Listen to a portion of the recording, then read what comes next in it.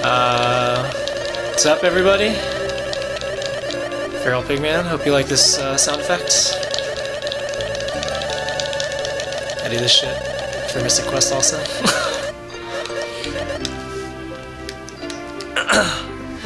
About to start Lufia 2, glitchless, any percent with RNG manipulation. Good sound stuff. Alright, ready? Alright, let's do this. 3, 2, 1, go. Alright, so this is Lufia 2. The beginning of the game is RNG manipulated. So, at minimum, I'll have to get the first 10 minutes. After that, everything's gravy. If I don't get the first 10 minutes, then you will see me reset. It has been known to happen.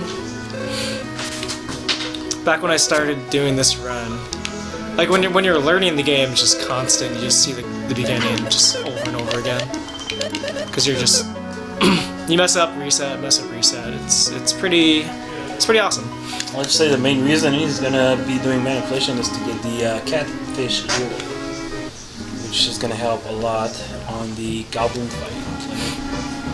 Helps off for the Regal Goblin fight. It also sells for a lot of money, and we need that money to buy lots of items as well.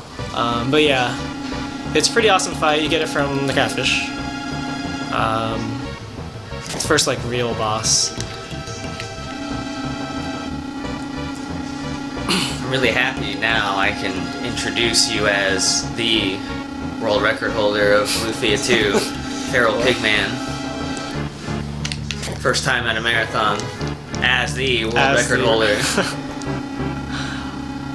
Yeah, that just puts all the pressure on, man.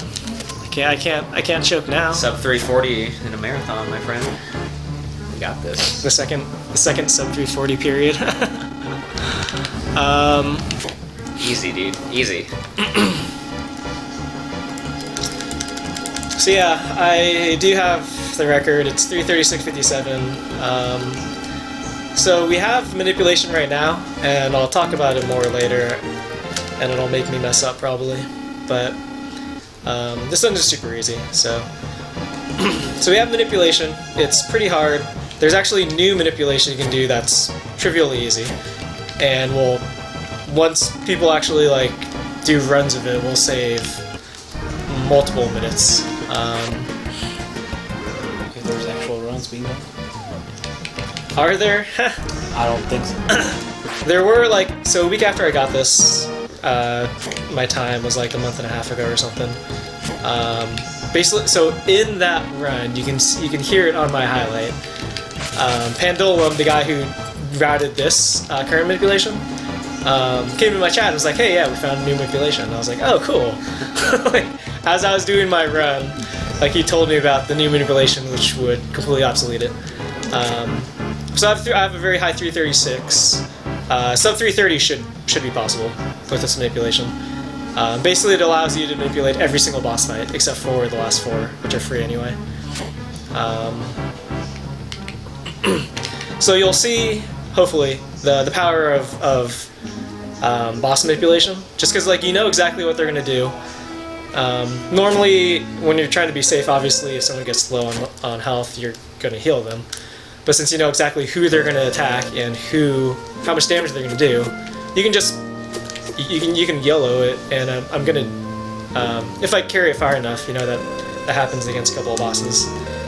And then you can do stuff like there's a spell that we'll use later that tries inflicting some death on some guys, and you can manipulate that to hit. It's a 2.5% chance.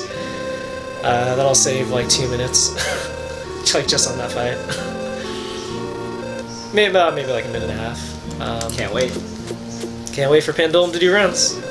I probably Weird way of saying FeralPigMan. I probably won't do runs with this because I kind of think it's a little lame. You gotta pronounce it in Canadian so Del will understand. Ah, got it. Good guy, Feral. Good guy. Exactly. Pendulum is actually Canadian too, so there you go. So is RNG manipulation all based on NPC movement, or is it anything else involved in it? So the RNG manipulation, It's basically, yeah. So it's kind of it's really weird because like so most games, like the FF games, like the manipulation, counter manipulation, all that stuff is based on a step counter. But it's your steps. In this game, it's not your steps. Your steps don't matter at all. It's enemy steps, enemy move, or yeah, NPC movement. So NPCs and enemies, when they move, if they have random movement, which all NPCs do, and a number of monsters do as well. If they have random movement, every time they move, every time you move, so it's indirectly based on your steps, but every time enemies have a chance to move, enemies who move randomly, it calls the RNG and then changes the RNG because it has to be like, okay, do they move?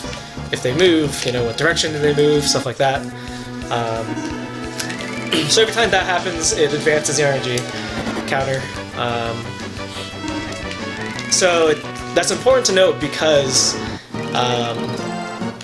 if there aren't any enemies in the room, like there are no enemies in this room, and that guy doesn't move anyway, I can just run around in circles. It won't matter because nothing is going to change. Like the game doesn't have to, you know, call an RNG or generate an RNG value for me running around in circles in a room with nothing in it. So that's good. Most rooms have enemies in them anyway, so it's not like a huge deal, but it is important to note. And then when you're in towns, so in dungeons it's fine. Like enemies don't do anything until you move or slash your sword or shoot an arrow or, you know, do whatever. So you can take your time in dungeons. In towns, every frame, NPCs have a chance to start moving, so you have to be frame perfect in towns. For the most part, which is the harder part of the manipulation.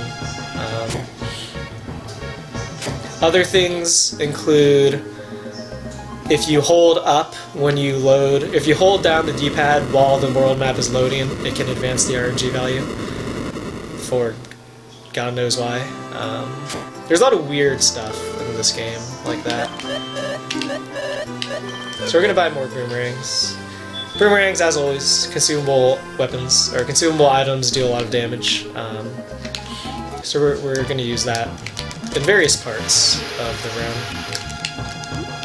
So this is actually the hardest room in the entire manipulation.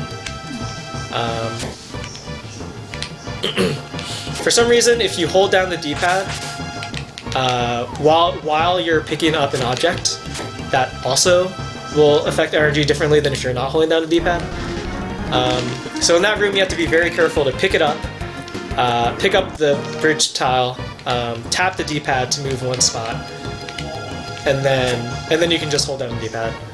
But it's very frustrating in the beginning. Like when I started doing runs of this, I was like, for every one completed run, I was basically resetting 9 or 10 times, and 95% of those were in that one room. Because at that point, I didn't really understand the finer details about how it worked. Also, using reset also affects RNG.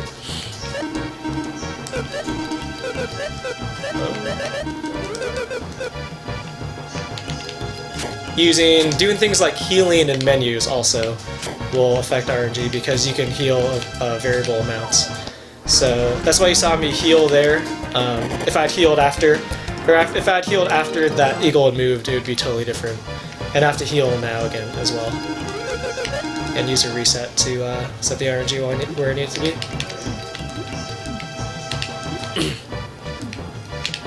But yeah, there's a lot of things that go into the RNG. Like what advances it, what doesn't. This frog has determined movement. You can run around for 10 minutes and it doesn't matter.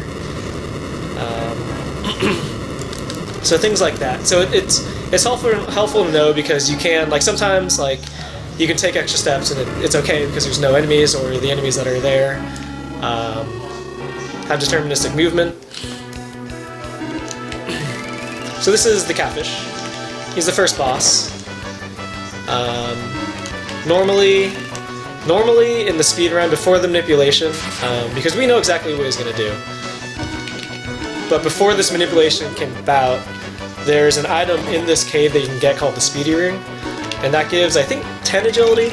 I forget exactly how much because I've never gotten it, but that basically allows you to be faster than Catfish. So when you get to low life, and there's Catfish Shield, so we're good. We don't have to reset. So when you're at low life, you can heal before he goes, which is obviously very important. If he goes before you, you're gonna die. But luckily, now that there's manipulation, you know what he's gonna do, and it doesn't matter that you're slower. So now everything past this is gravy. There's another 30 minutes of manipulation that I can do, and I would like to do it. If not, no big deal.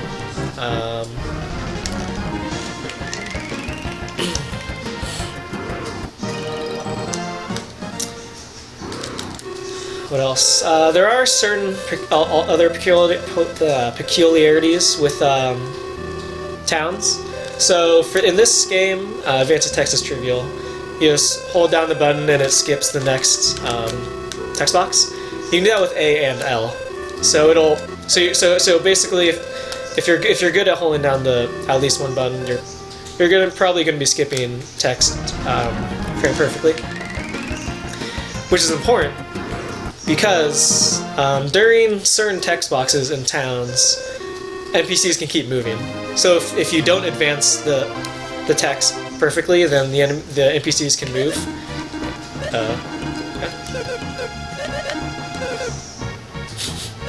Don't mind me.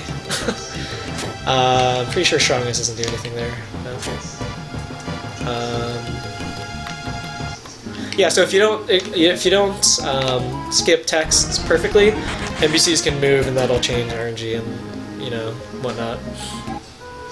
So there are certain text boxes where you have to have it perfect. Other ones, and like once manipulation is over, I just hold down L and just mash with A. So that way, because there are some very short text boxes, and mashing A will take care of those. And then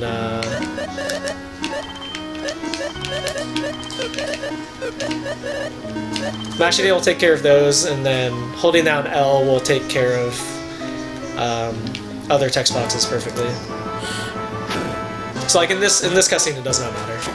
So I'm going to be doing that. Just hold down L and mash with A, because it doesn't matter. These guys don't move.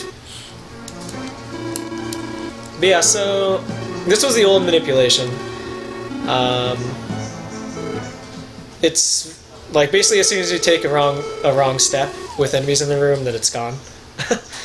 So you have to be very precise with movements. The new manipulation, which there's no completed run. Actually, I don't think there's a completed run with it. I don't think Pandolin has finished one. But basically, it's very simple. RNG in this game is very closely tied to save files. So that's why every time you start a game, you need a completely clean slate. You cannot have any save files. Because when the game initializes, it looks at your save files and generates and sets the RNG value to a certain value based on your save files. So you always have empty saves, and that continues even when the game has loaded. So it turns out when you open the save menu, so by like say stepping on a save point, it'll set the RNG to a certain value based on your save file. So basically what you do is you manipulate the Catfish like I did, immediately save. So your save file is always going to be exactly the same because it's manipulated.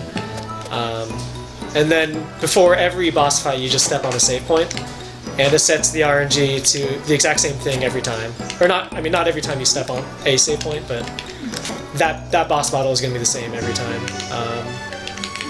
And so that's what allows you, essentially, to manipulate every single boss fight.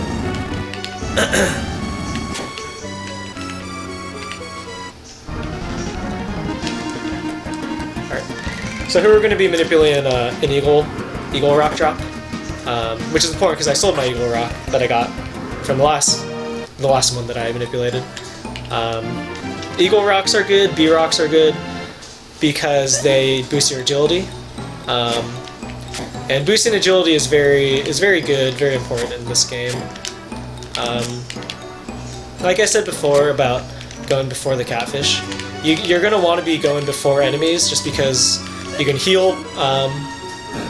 You can heal when you need to instead of like if you think you're going to need to. So it cuts down on wasted turns healing.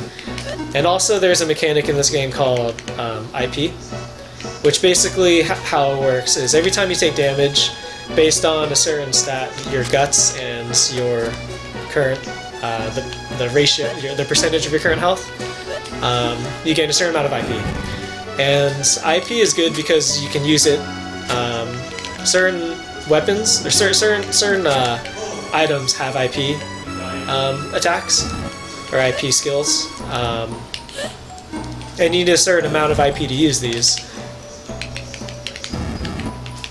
So it's very important to be able to go first so you can use your IP and then get hit and fill it up again. And this puzzle is very annoying to do. Because I mentioned earlier that extra steps don't matter if there aren't any enemies in the room. Well, it turns out in this dungeon they always matter. It doesn't matter if there are enemies in the room. So all the steps in that puzzle room matter. So if you take any missteps, it'll screw things up. Unless you take 2 extra steps. Exactly 2 is fine. 1 is not fine. 3 or more is not fine. But 2 is fine. So that's why, like, I don't know if you can actually hear it, but a lot of times in this game when I'm still on manipulation, I tap the D-pad whenever I have to make precise movements or turns. Just because like rolling your D-pad is very inconsistent. You're gonna, make wrong turns and all that stuff. What makes making 2 steps specifically okay? Dude, I don't know. Fair enough. Just anecdotal experience. It's just one of those things. So, the main way this is routed is you can ram watch, and there are 4. Oh no, 4. There's one main value, and then like 100 other like mini values, or I think it might be 50. I don't. There's a lot of values that go into it. But you can ram watch. Like the main value, and basically what happens is when you go down the stairs after the puzzle room, it will there's certain things like going through certain stairs, going through certain doors that will kind of fix RNG values in a certain range. So if you're off, that's why if you're off by 2 steps, taking those stairs will fix it basically. I have no idea why taking only 1 extra step messes it up. It's very odd. And you have to talk to this guy frame perfectly, otherwise the guys move more. It's it's very finicky. And like I said, it's I mean, I didn't dive too much into it. I understand it enough to be able to explain it, to understand if I can recover from it, stuff like that. But I don't think anyone really understands that specific, like, hey, 1 step is not cool, 2 steps is good, 3 steps bad. Like, it doesn't make sense. But there are other cases where there are other places where that's the case, where so like even if, so that's why like usually even if I make a mistake, I'll try to keep going as though I were correct. And that actually might have messed it up. In case I do hit one of those situations where it's one of those things that fixes the RNG. So like for example, I think getting into an encounter doesn't change anything, but running from an encounter, I believe Pandulum said it adds 21 steps effectively to your RNG counter. So basically, if you get into an encounter, it's shot, right? You'd think. But one time I was watching El Magus do a run, and he got into an encounter he was not supposed to get into, ran away. So in theory, everything's all messed up. And this was before he got to the catfish cave. And he did everything else normal, and somehow it was fixed. Like, both of us were just like, what the hell did you do, dude? Like, how is this correct right now? Doesn't make any sense.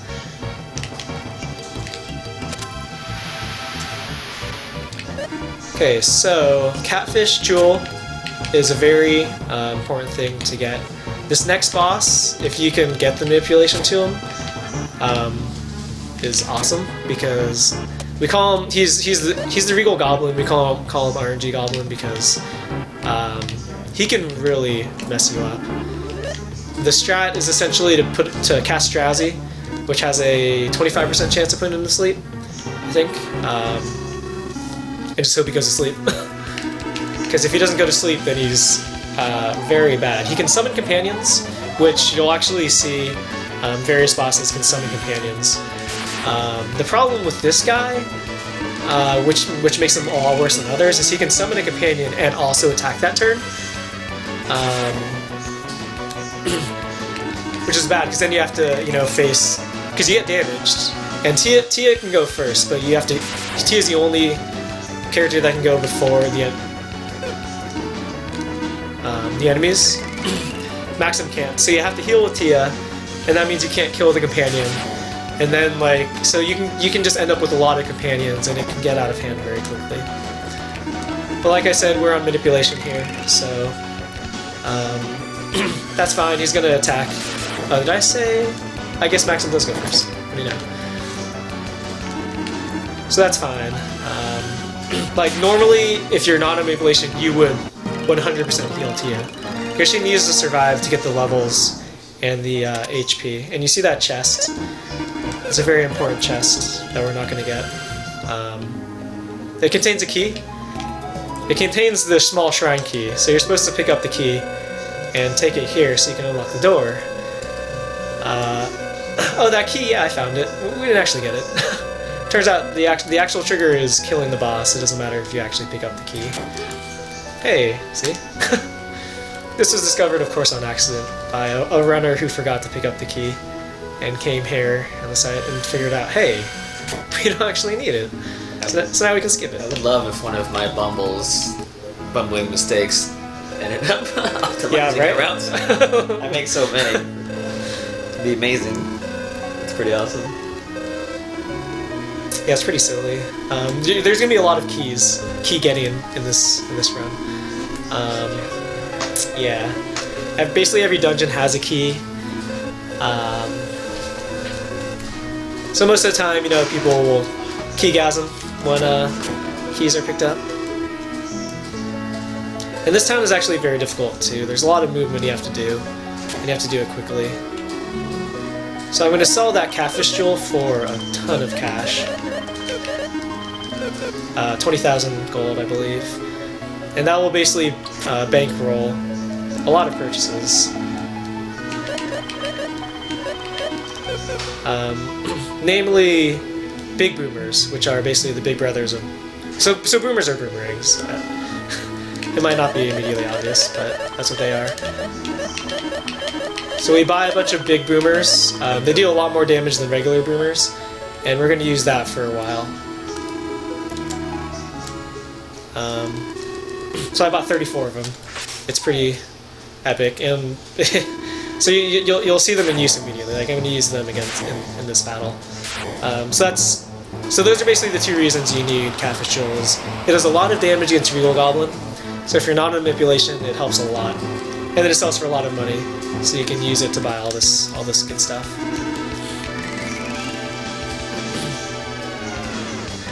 So all you need is 2 big boomers, and they die.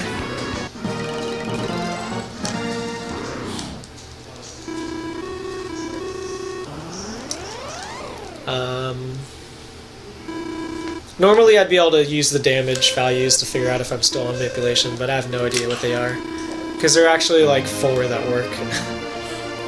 And I never bother. I just wait until I get into an encounter and see if it's the correct one.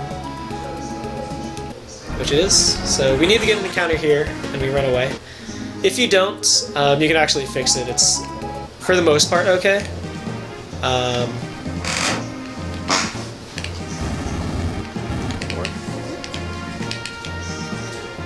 in world maps, it's the world map random encounters are kind of like FF5, in that there's like a threat meter, and then as you take more steps, you're more likely to get encounters and whatever. In Lufia 2, the way it works is you cannot actually get encounters in the first 4 steps. In the first 4 steps that you take after the world map loads. So that means that when the world map loads from a town, if you open the menu and close it, your next 4 steps are not going to have encounters. So in theory, if you open the menu every 4 steps, you'll never get a random encounter. That's slow. So a lot of times you'll see runners taking 6 or 7 steps before opening the menu. But being able to take 4 steps is important for recovery manipulation, because since you can't get encounters in the first 4 steps are basically invisible to the RNG. So if you do mess up, you can basically menu every 4 steps, or if you get an encounter early, that is, you can basically open the menu every 4 steps until you get to where you're supposed to get the encounter, and then just go from there, and everything's fixed, basically. Which is why there are various damage values that work, because you can just fix it later.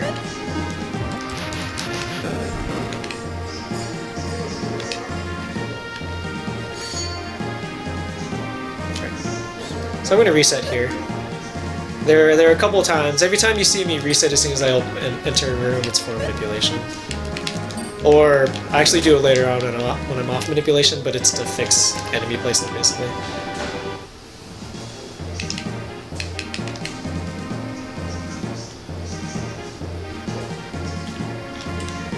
How long do you think it took you to get comfortable doing all this? Like, obviously, mistakes will happen from time to time, but as far as consistency... To get comfortable. Yeah. It took me a few months before I actually felt good about doing full manipulation and runs. Because like I said, when I started doing this, I was resetting a lot. And would you take that frustration over, rolling the dice? Oh yeah. I mean, I draw the line, because theoretically you can manipulate the entire game, as long as you have perfect movement and execution. Everything can be manipulated, but that's just ridiculous.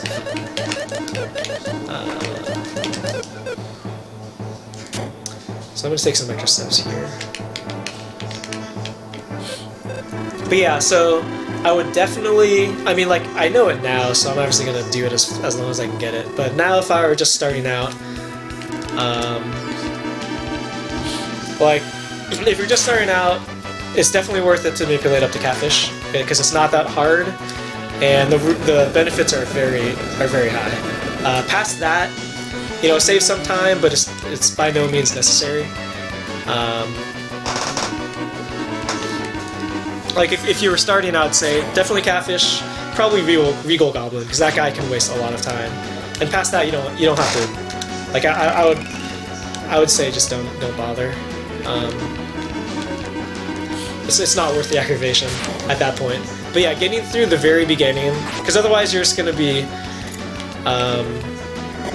Regal Goblin is gonna wreck you constantly, and you're just gonna be resetting anyway, probably.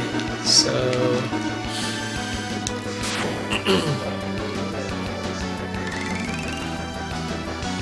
But yeah, it's to a certain point.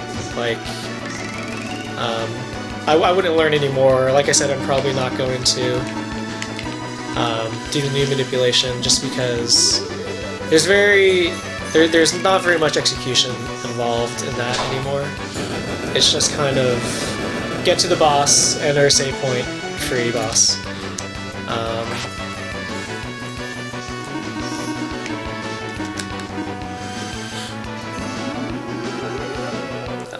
Everybody's not here, but he wanted me to get the Camu Jewel, and there it is. So.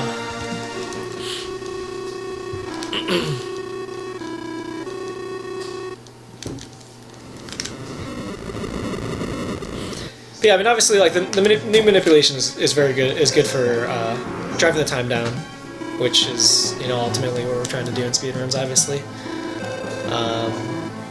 should get quite a bit faster, but that's not really what I'm looking for in the game.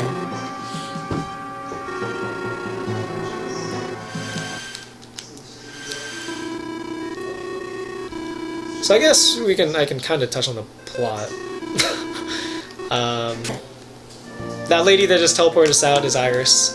She mysteriously appeared when we killed the goblin in the very beginning, and basically is like, "Hey, Maxim, you're destined to fight. Go wander the world and fight and save the world." And so Maxim's like, why can't I fight? Like there's got to be a greater purpose for why I'm so good. Why I'm such a exactly. So he does. He strikes off. Tia is Maxim's childhood friend. Lots of unrequited love there, so she follows him, and that's kind of where we are now. We're just kind of wandering around looking for bad guys to beat up.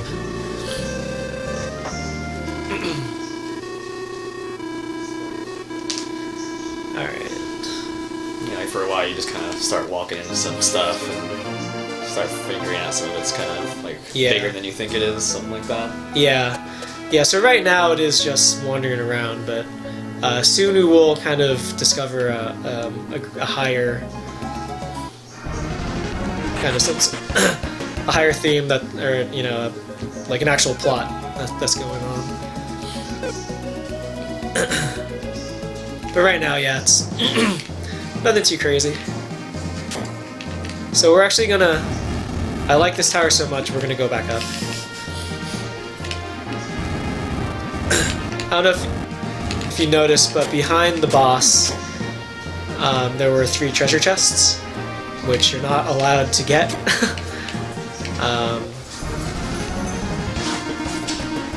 Because Iris teleports you out before you can grab them. But those are pretty useful chests, so we're going to go back up and grab them. This is one of those things that, with new manipulation, can definitely be routed out. We get it mostly. One of the items is very good for the next couple bosses. One of the items is very good for bosses later on, which are not manipulated. And so you get it for safety, so that those bosses later on don't kill you. But now that you can manipulate everything, you don't need it. So this should be able to be routed out. And in fact, Dragon Dark, he did a segmented round. It's up on SDA. He's a huge proponent of routing this out. Like he hates this with a passion. It takes quite a bit of time to get back up. Of course, in segmented round, you can do that. RTA less so, but now it's definitely more RTA valuable. Gonna go ahead and step on this tile.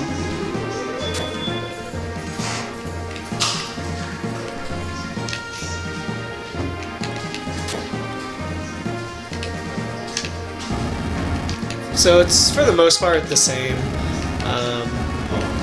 Before I did a puzzle that opened the door to a hidden chest that I grabbed. We're going to use that at the very end of the game. I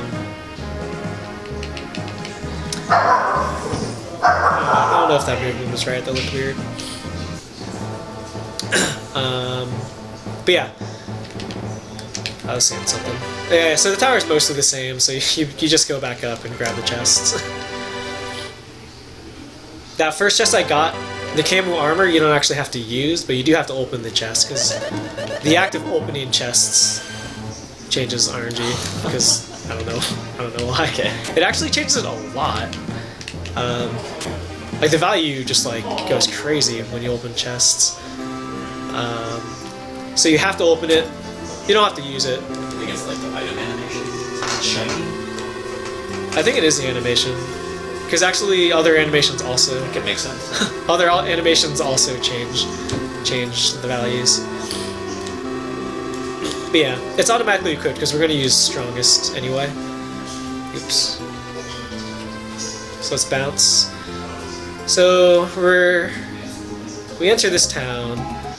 That guy's a super rich douchebag, so he wants us to come into this cave and get a treasure he heard about, which is Ruby Apple. And for some I don't really know their motivation, but for some reason they're like, sure, why not?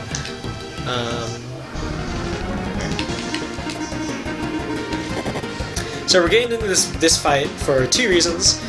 One, to give Guy a little more IP for the next boss, and two, because we get a B-Rock. The B-Rock, like I mentioned before, boosts. This one boosts agility by I think 20. 1, 2,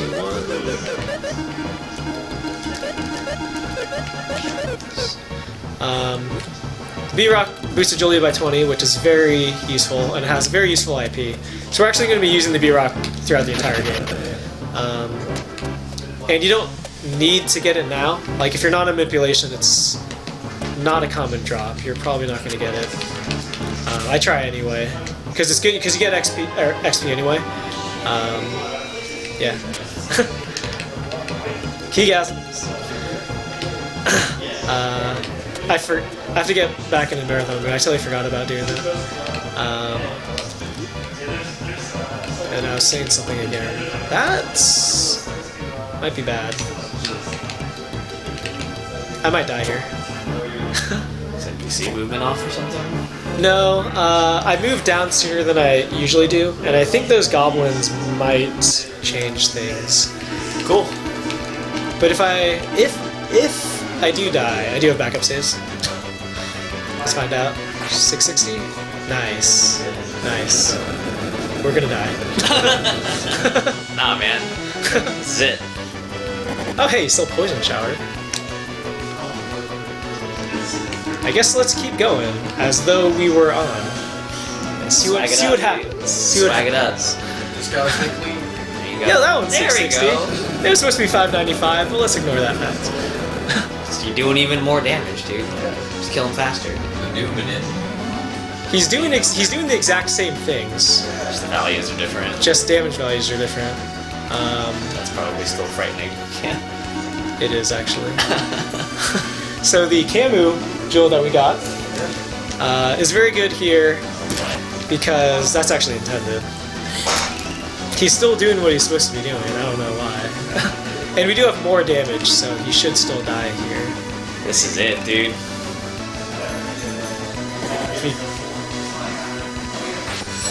Paralyze it. Yo! And we got the spider jewel. So we're good. Everything. All right. Perfect. Perfect. So. Yeah. Easy every time, dude. That's cool. Easy. Easy. So my damage values were off. Which was concerning, but his AI was exactly the same. And we still got the rare drop, which is a nice bonus. So like this guy, that boss is really bad. He's the tarantula, we call him Trollantula. Because like, you kind of saw it at the very end. If he attacks, there's a pretty high chance that he paralyzes your guy. And then the companions that he summons, if they attack, they can put your people to sleep. And so if people get paralyzed, then you obviously have to heal them. But yeah, that fight can go south pretty quick. So that's another bonus, for the manipulation, because it's a 4-round fight. That was low 38 at least, if not sub, so that's good. Yeah, that was disconcerting, but hey, we got it. So the Spino Jewel, so the Camu Jewel is good. So that guy, despite living in the Ruby Cave, which is full of lava, that spider is weak against fire.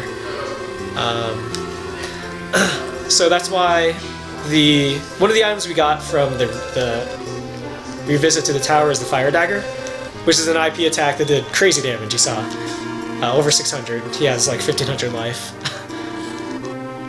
So that's one of the reasons we go. And the Camu Jewel we got that IP attack that I use, Buster Attack, it has a very long animation, and you'll see. So now that I'm off manipulation, you see, like I'll start opening the menu basically to reset the encounter chances. Dream is dead. Dream is dead. It's just a new manipulation for Lions. There you go, 2.5%, baby. Do that 2.5%. Hasn't happened yet, but I believe This is the run, dude. it'll happen now. This is the run.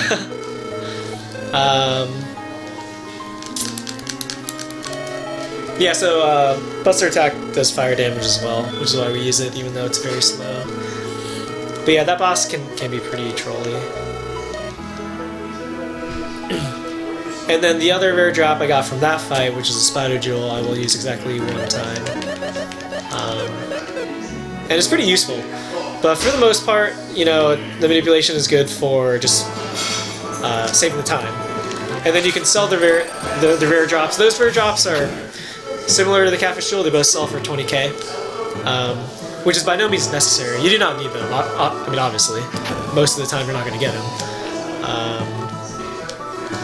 But it does allow me to skip one other item that we pick up slowly to sell, and that'll save like, actually not long, but like 8-ish seconds.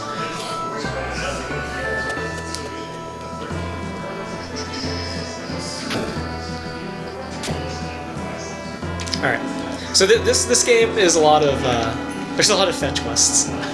So the last time, the rich guy was like, hey, get me this ruby apple. We're like, sure. And this king's like, hey, get me this treasure sword from the shrine up north. And you're like, okay, yeah, why not? I guess. And that happens a lot. You're like, a lot of it is, you know, go to the next town, fetch quests, go to the next town, fetch quests. But now we get introduced to our fourth usable playable character, fourth of 6. And her name is Selin.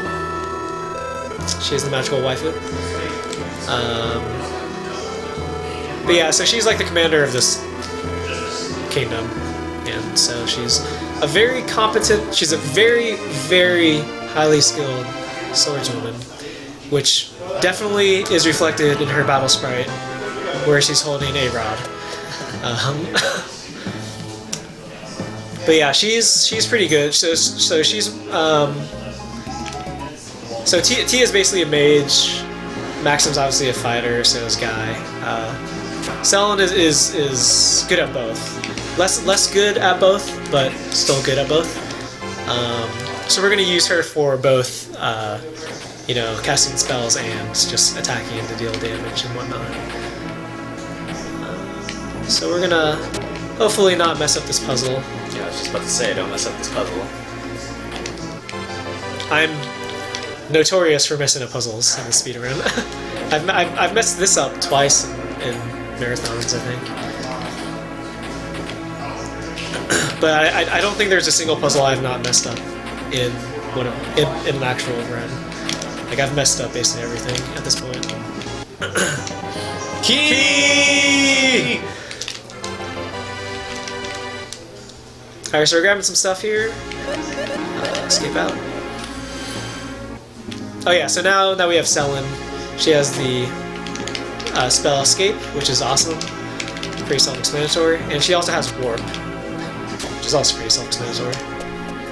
We're going to be using those a lot in the future. She won't be the first one. There's going to be another character that has them, but now that we have her, we'll be doing that a lot to save time. So I'm truly reject Harden because Alexis is MVP.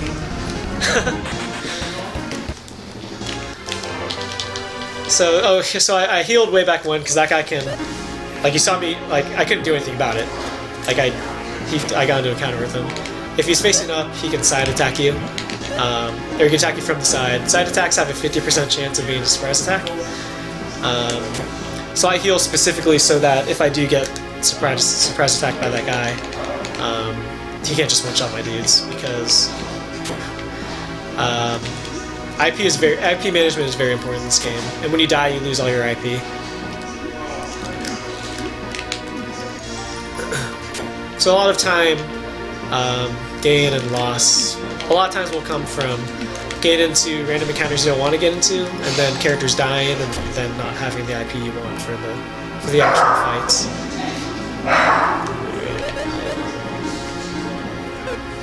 Yeah, you get that.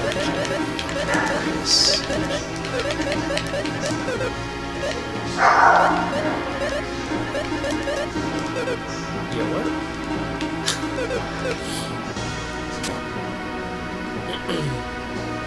I possibly am supposed to give Maxim the Auroch, but it probably won't matter. Yeah. I don't know, man. Gotta stop clowning around, man. Alright, so these are the clowns. They're usually pretty trolly. Ideally, what you want them to do is do AoE attacks. 570. A lot of times they'll just laugh instead. Yo. Like dicks. Like so. The reason why you want them to do AoE attacks is, in this game you do want to get attacked because you build IP. Which ultimately, I didn't count T's damage. Yeah, that should be fine. It's 240 this turn.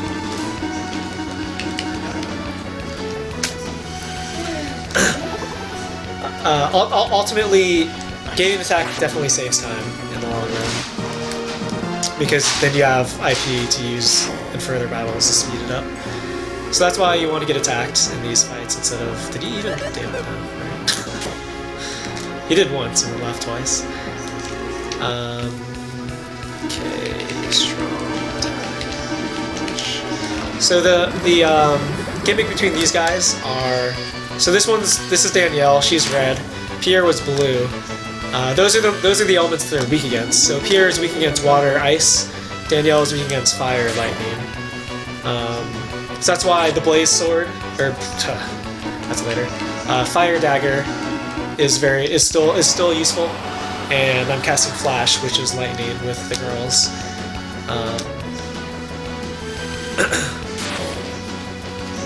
And both of these guys, like, so I was trying to count damage last time. It doesn't really matter so much in the first two fights because usually they die on the third turn anyway. I'm gonna switch these guys. So there are rows in this game.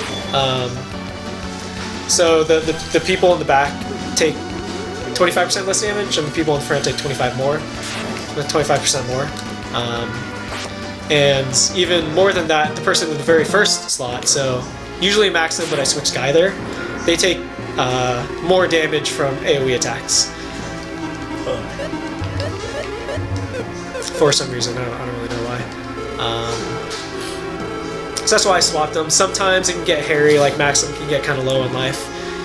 So I swapped them just so that Guy would take the more damage. And also that allows him to get more IP as well. Oops. Totally on purpose. Floor 6.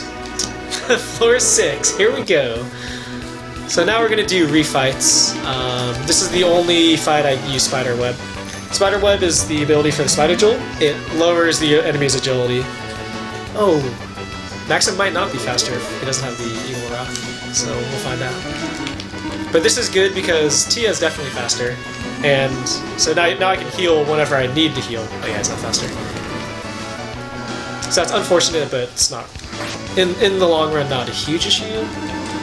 But yeah, so if, say, he laughed, I could then, obviously I don't need to heal, so I can just attack with Tia. Or cast spells with Tia, rather. 900. Oh, I have to heal now. So these guys have 1200 life. That's fine.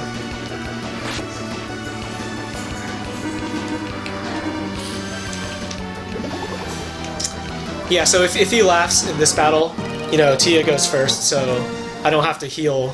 I can just instead do what I just did and cast Droplet, which is what he is weak against.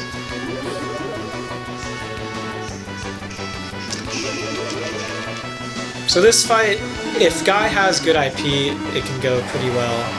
he didn't for me because they laughed a lot. So it'll still take longer than ideal, but should be okay.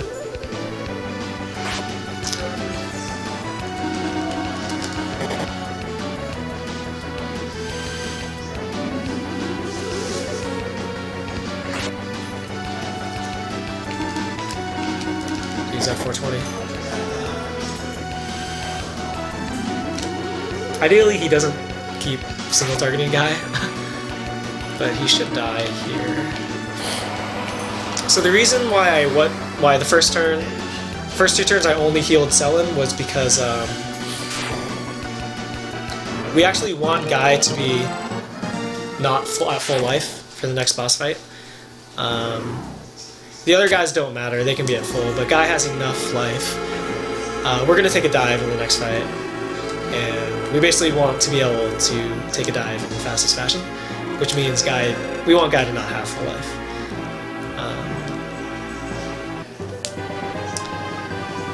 Sword. Trees. Maxim's got life.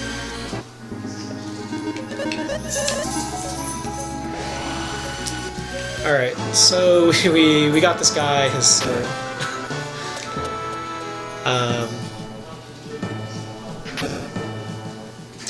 So when we get here and give it to him, we discover that turns out there's a town like just across the way called Gordovan that just gets absolutely annihilated by a single man. How could one man have that much power? So this is when the plot starts thickening. Like, it's not just wandering around like idiots, you know.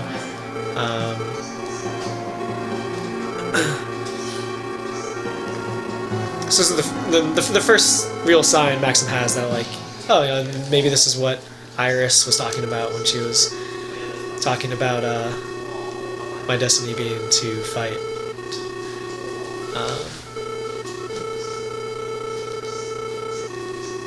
Okay. So we're gonna go to Gordovan.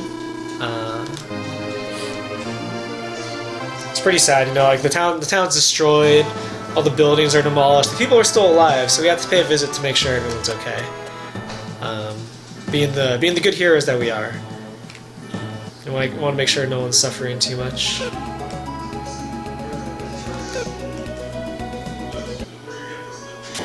And there's a lot of these shrines that basically teleport you across channels and whatnot.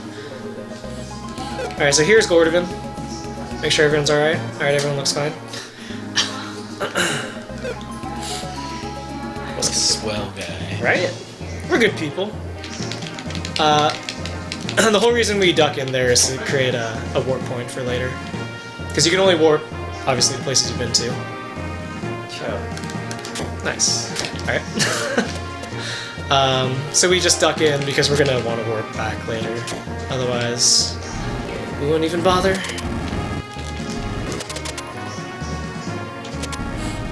Cool. So yeah, there's a lot of puzzles in this game.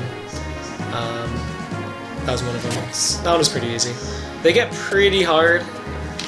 Like they get to the point where like,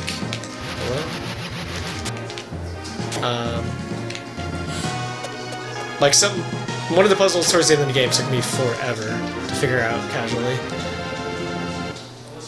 So we just got the hook. I don't think I talk about the tools at all, but we start out with the arrow and then we get the bomb, which lets us blow up holes in walls. This run is mostly a lot about minimizing your encounters. So on the world map, menuing so you don't get them.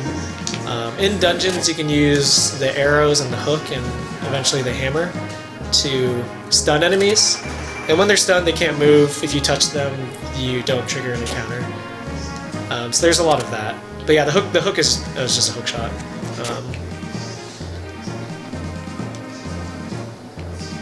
And there's going to be a few other tools, so we use that to do that.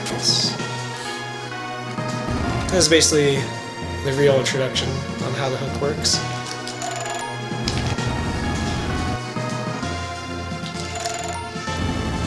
I actually don't think I've messed up that puzzle yet. might be the only one.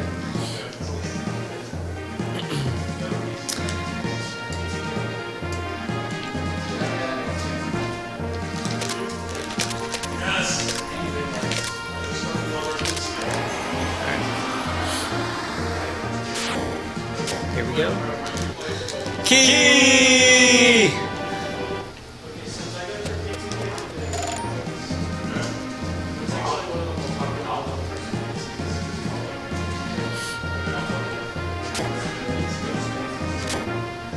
I just used the win key twice.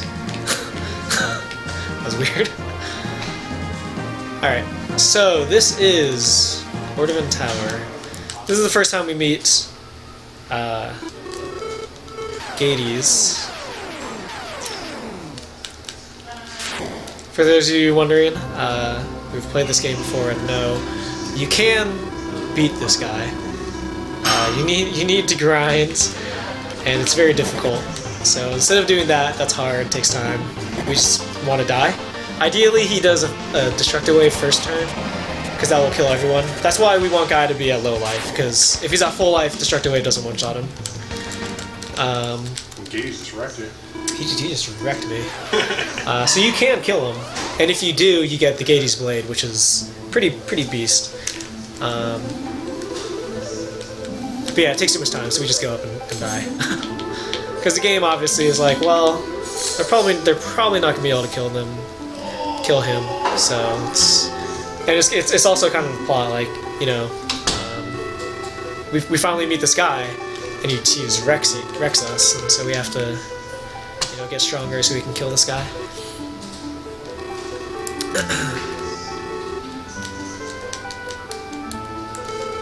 But yeah, so there's treasures up there. I have no idea what they are. We don't get them. We're just gonna bounce.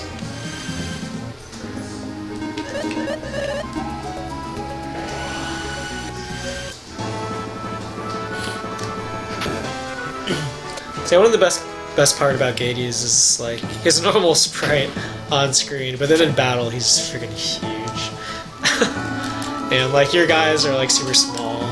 It's pretty awesome. It's one of the things I like about this game.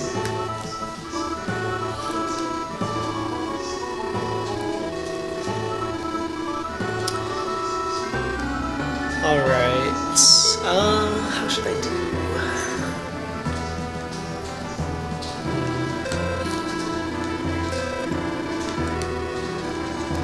Alright.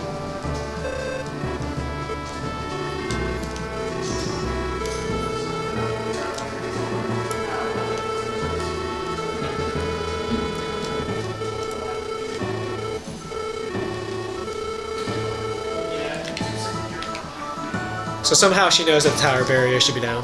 We don't even know that there is a tower barrier in the first place, but apparently it's gone now. And this is the whole reason we ducked in the Cordovan, is so that we can warp there. You ever forgot to duck in there? You have to walk. It doesn't take too much time, but obviously worth it because it's very quick to duck in. Oh, did you say have I ever forgotten? Yeah. Oh, I have forgotten, but then I remembered immediately and went back.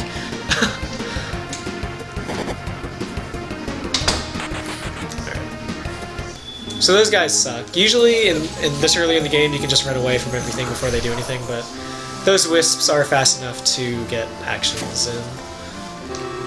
So we're going to do some shopping.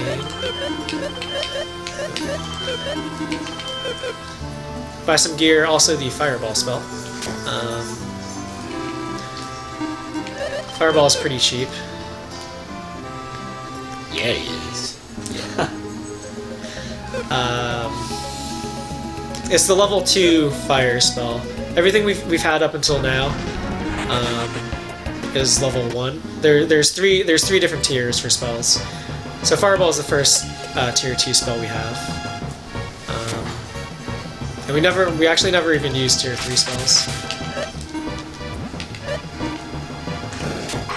Well, I guess except for healing spells, but that doesn't really count.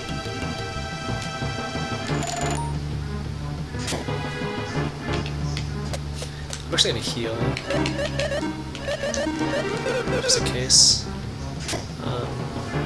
It shouldn't be necessary, but just in case. So if you've played Lufia 1, you might have traumatic memories of the quests where you need to help a guy build a bridge. That quest takes like at least 45 minutes in that game. It's kind of ridiculous. But luckily, it's basically the same thing here. We need to build a bridge, but it's much faster. Basically, the guy's just scared because there's monsters, so we have to eliminate the monsters before we can finish building the bridge. In Lufia 1, you have to like walk in tons of circles, and you walk super slow in that game. You know, whatever. Cool. So yeah, that part can be tricky because you want to come in obviously without gaining encounters, and you don't want to approach him from the side. You want to approach him dead on because if you even if you walk into him, like if you walk in from the side, he has a chance to surprise attack you, which you don't want. Which is why I healed in case I did get surprise attacked. Yeah, it's as easy as that. It's much faster than Lufia 1.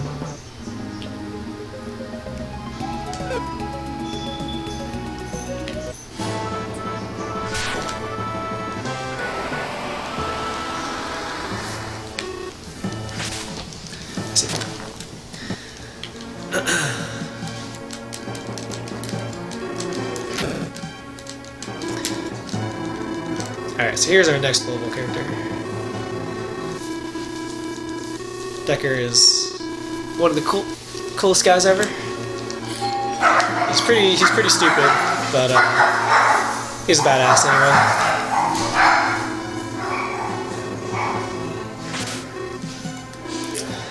I agree. You're identifying with the big dog animal, Decker. I feel threatened.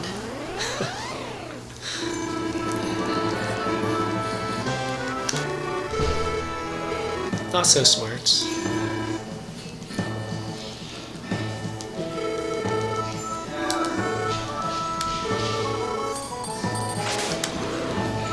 What a badass.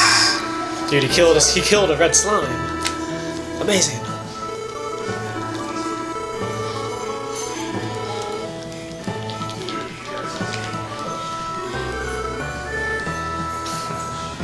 So yeah.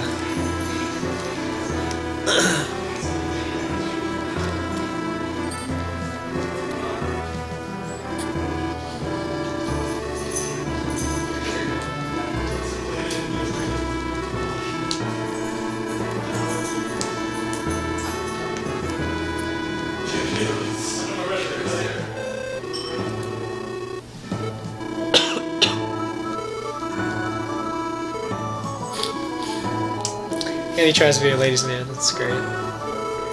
Love it.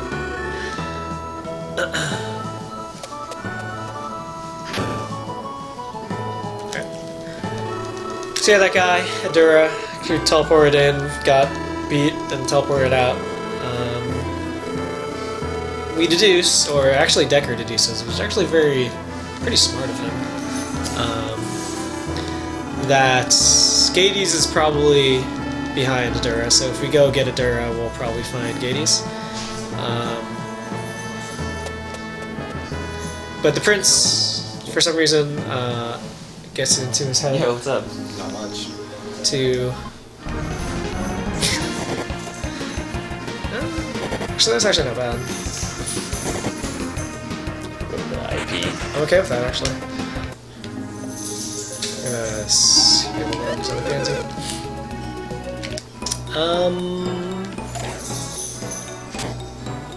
Alright, so that'll actually change my strategy a little bit here for the next boss fight. So what do you do normally? Normally, normally,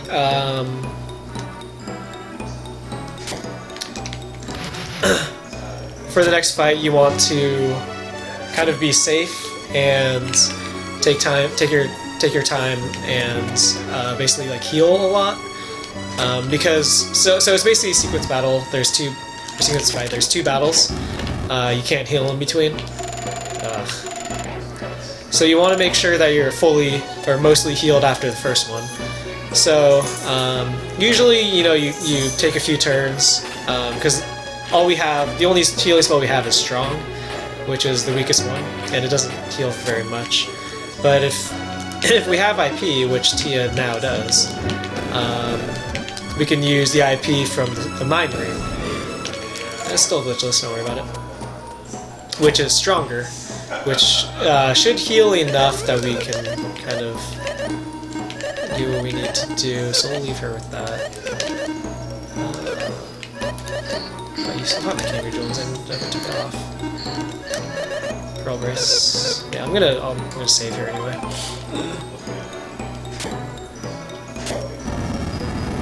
Okay, so I forgot, haha, which I did. Nice. I always forget to do Strongers with Tia to give her actual armor so she doesn't die. But yeah, so usually in this next fight you would take at least 2 turns, but since I have Stronger, I can just do it all in 1 turn. And I heal just in case it doesn't work. Like say if Tia gets 2-shot. Ooh.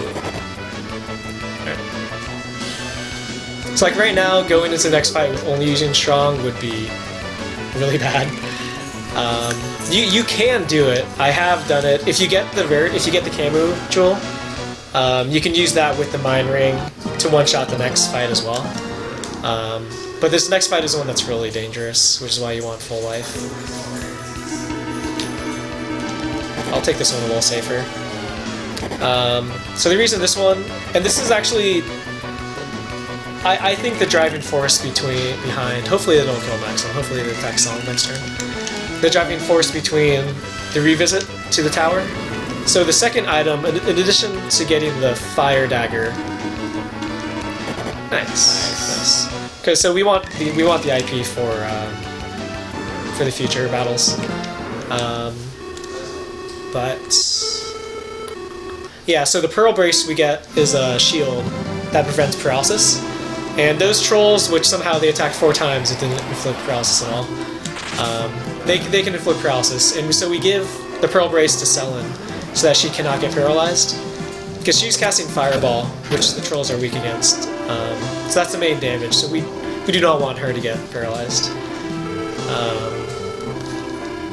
Because in theory, they could just unlock you with just attacking 1 each, and everyone's paralyzed or something. But of course, it's not necessary now because you can just manipulate it so they don't, stun anyone or whatever. But for now, it is necessary, and we actually use it later as well. For some reason, it halves fire damage, which it doesn't tell you. It also, none of these items actually. There's a lot of status immunity on equipment, but none of them mention that at all. That's not what he wants.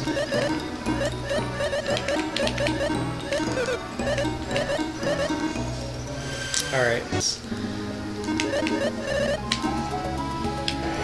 So those menus are basically set up for the next couple of fights,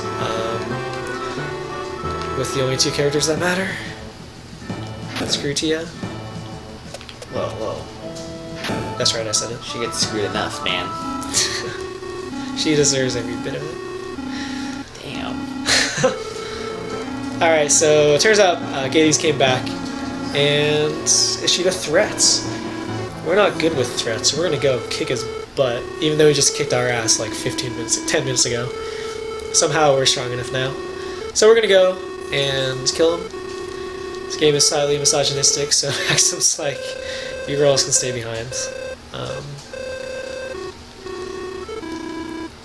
Luckily, we got Decker. He was a beast.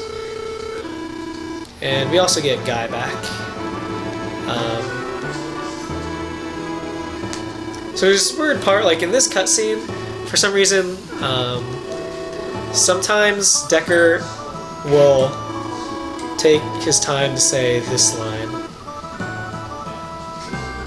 What? Right? Isn't that weird? Like, it doesn't make any sense. Sometimes he just walks up immediately and says it. Sometimes he waits like 2 seconds. It's so bizarre. This is the best team right here. The bro team. Yep.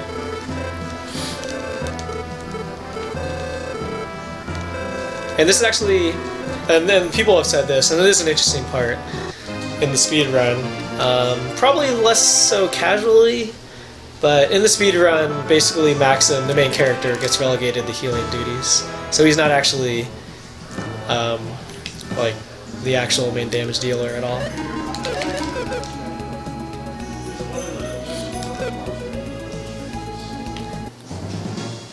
So dude, this split, I like constantly, just like have terrible segments on this split. There's a good amount of RNG in it, leading up to the boss, and then the boss himself can be pretty bad as well. So for these battles, we manipulate it to. He derooted me. You manipulate it to attack him from the side in the attempt, because like I said, 50% chance to get a surprise attack when you attack from the side. It's not the end of the world. It's actually not that bad that he did that, because we do want more IP for the boss. Decker doesn't matter, but Maxim and Guy we want IP. So that's not too bad. It just wastes time. And this is also not a back attack or a surprise attack. I think I'm supposed to heal with Maxim. So again, Big Boomer's doing work here. That back guy in the back might not die. Okay, good. Because there's rows for monsters as well. So the guy in the back was taking less damage, which is why with the first battle, one of the worms survived. But this is cool as long as no one dies. Fingers crossed. But shouldn't happen as long as they don't make any mistakes. If no one dies, I have good IP for the battle. Of course, that doesn't really mean everything, because it can still go horribly wrong, but it's definitely a good start. Oops.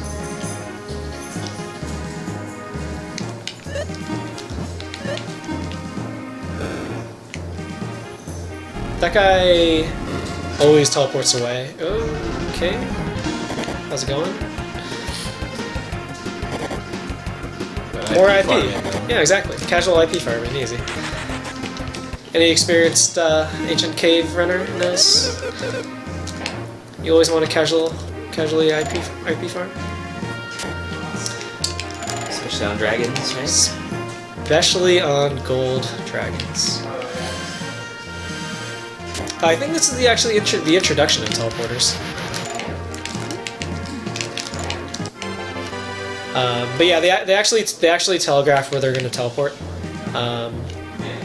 The step before they teleport, there's like a flash of lightning, like right there. That signals where they're going to be, which is kind of hard when you're moving really fast. But if you're taking your time, then you can actually you'll know where they're going to teleport. Sometimes it doesn't matter. Sometimes that spot is on top of you, and since they're one step away from teleporting. There we go. They're one step away from teleporting. That means that if they teleport on you, no matter where you go, you're going to get into an encounter, which is basically just pretty annoying. So these are, I didn't actually mention, but these are actually required battles. The condition for opening these doors is kill all the enemies. Alright, we have enough big rumors. Which is why, like, we never grind in this game, which is why it's a pretty good paced speedrun, because you're never like chilling, just grinding or anything like that. The only battles you fight are once a year, forced to fight. And this is one of them. Alright.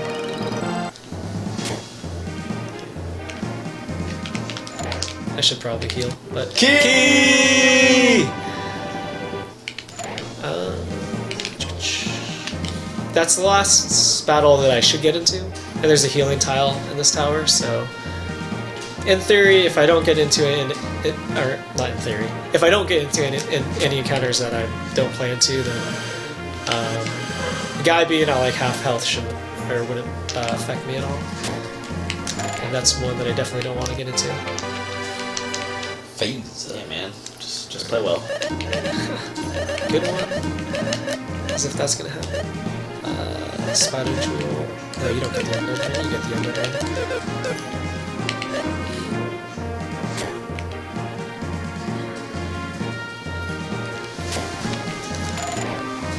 Step again for fun.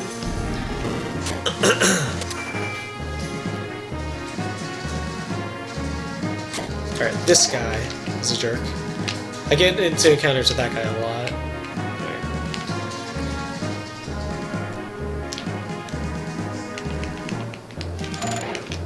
There's a good way to manipulate this guy, but I forget what it is. Where basically you don't have to stun him at all. Just based on how you move, he just never is... You're never in danger. In danger of getting attacked by him. So that's a puzzle. There's some tile somewhere that says slash the blue one 5 times and the red one 3 or something such. Alright, so this is definitely one of the RNG parts of the tower. The monster race. So you choose... Yeah, that was actually really good. You choose a monster, and once one of the monsters reaches the end, if it was the correct one, you get to go on. If not, you have to start over again. This is a gold split right here. Maybe. It's very possible for... So we picked the skeleton because he teleports. And it's possible that he teleports just directly onto the tile, and it's an instant win. Other times he just teleports everywhere but the tile and just wastes lots and lots of time. But yeah, so this is the Gades fights. This is also pretty... can control you pretty hard. But I have good IP, so this is a good start. Battle Lust. Destructive Wave. So if all he does is Destructive Wave, it's basically perfect. Destructive Wave, the animation is kind of long, but no one's ever in danger of dying then, and we do need Decker to have good IP. And he's faster. That's funny. 270. Nice.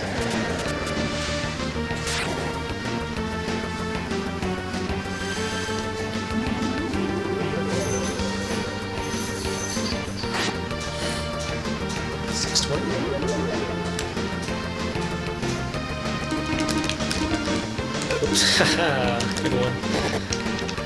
That's okay, I guess. So this guy is evil. He's weak to holy elements. 2,000? That's not right. Okay, good. We want Maxim to keep up his IP, so that's fine. I think it's like 1800. He has 3,000 life.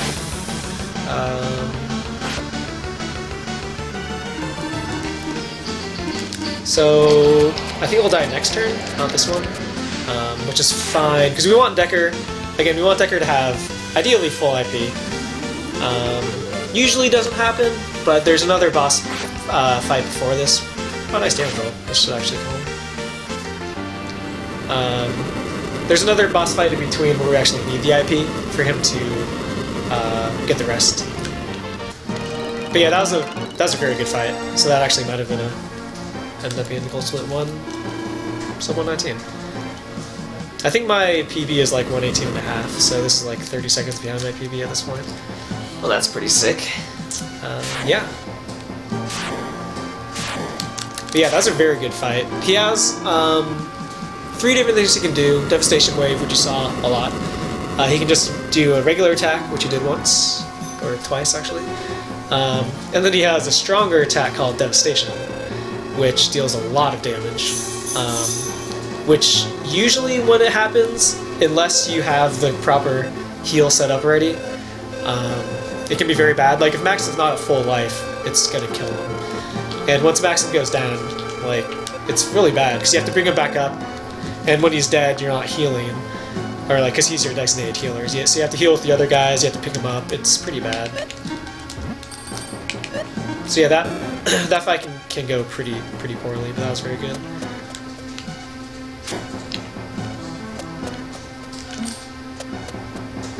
And we got very good IP on my guys, so.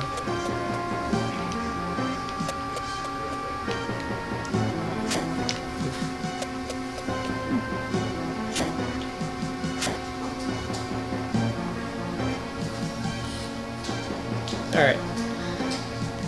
So this is, unfortunately, the longest cutscene in the game. The longest break you have in the game without needing to do any inputs is like 19 seconds, which is contained in this 5.5 minute long cutscene. Which I think is still not longer than Tomasa. Oh, hell no. Yeah, so Not yeah. even close, man. So in the grand scheme of things, not too bad. But definitely the longest in this game. Well, would you like a drink, sir? Water? Sure. Thank you. Bic. I think my water bottle's still over there on the table. Probably near full. Thank you. So this is why people have pity for Tia. Dude, she gets wrecked. She does get wrecked. So she's been in love with Maxim, you know, probably their whole life or whatever. And then Selin comes along and whisks him off his feet. And so now Tia's like, well, nothing for me here. I guess I'll leave.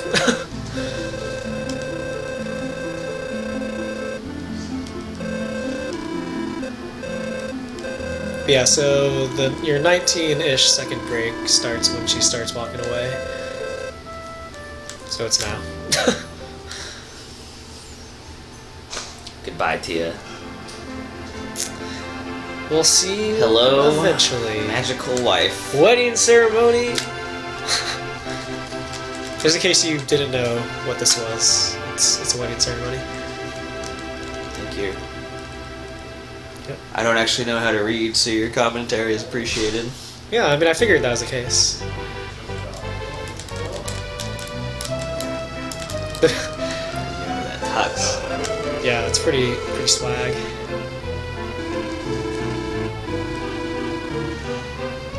So, like, there's the church, right? The church is in this cutscene that you're forced to watch every single time you play the game. And, the church is where you go when you want to save. You can res people in the church, and you can also lift curses on cursed weapons in the church. So one time I had to come here, I think, to revive someone, and like we got out of the cutscene. I was like, "Where the fuck is the church? Like, where do I have no idea where to go to revive this person?" And I finally found it. I was like, "Oh yeah, it's in this cutscene." Like, how did I not remember? It's right there.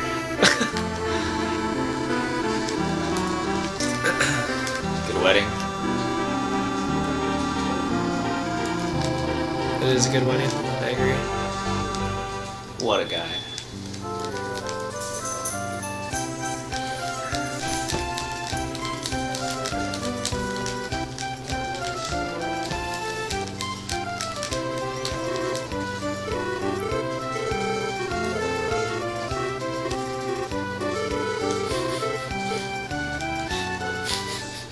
No one can cook. Yeah, turns out Stella can't cook. And Tia can't cook either.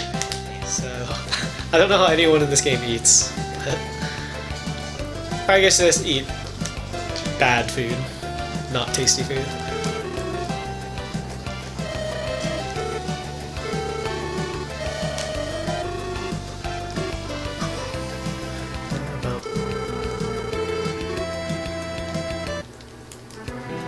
So this music is this is the music that plays while you're doing the world's most difficult trick, which is a puzzle towards the end of the game. Completely optional, you don't have to do it, but you get some pretty good gear. This is the music that plays the entire time, and it's not a very long track, so Like it basically loops every, I don't know, like I would say like 30 seconds maybe. And that's a really hard puzzle. So like you're sitting there for like 10 minutes trying to solve this puzzle, and that stupid song is playing the entire time. So I think a lot of people hate that song for that reason.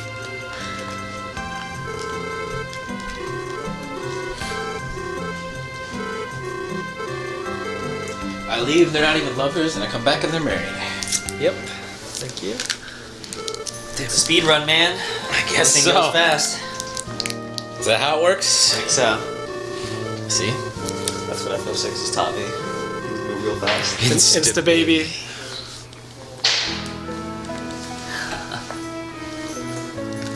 This game at least has time elapsing before the baby appears. But yeah, I like this part just because like she really distrusts Maxim, and then 20 minutes later they're married. In the speedrun, anyway. That's pretty funny. Alright, so some stuff equipped.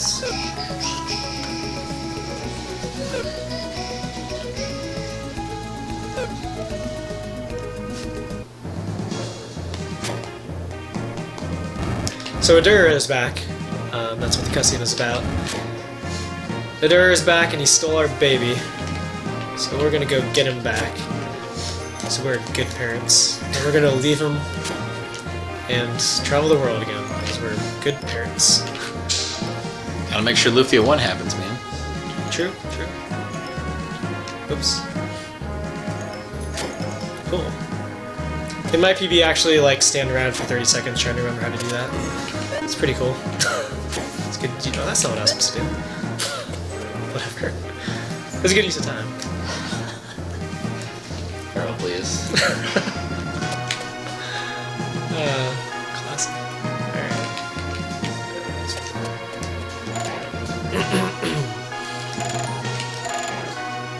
Send this guy so he stays there when we come back around.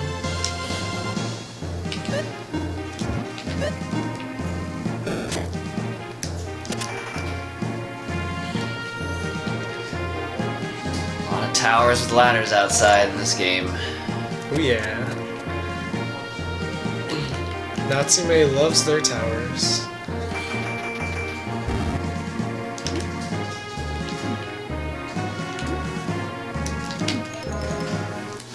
Key! Let's bounce. It is ridiculously faster to just escape. Because you have to come back to the game anyway. Just escape. Playing fighting games now. On my way. So we're gonna stun this guy because he's a jerk.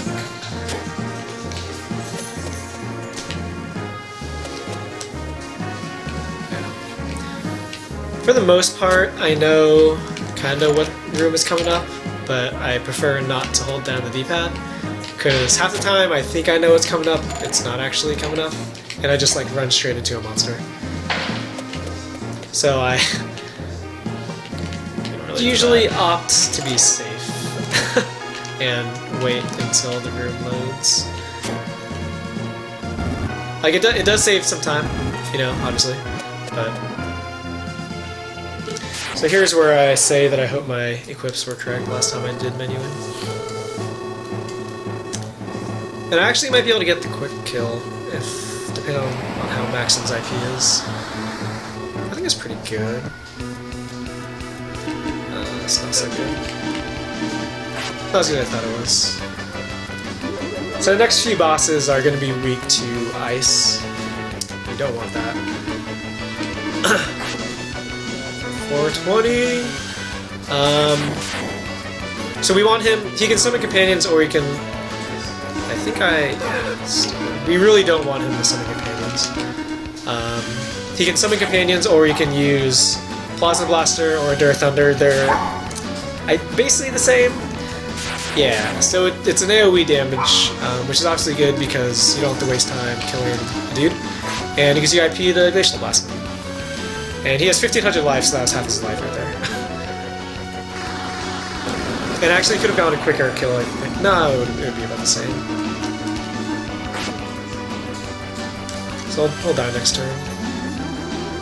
Every time he summons a companion, the companions are weak against Thunder, which is why we either use Bolt, which is a level 2 Thunder spell, or if someone doesn't have enough IP to use that, you have to use Flash with both characters, which is especially why it's slower. If you have to stop dealing damage to him like that. But yeah, so Maxim still has a Cold Rapier from way back when, which is why he dealt so much damage, and it's going to be the case for next few bosses as well.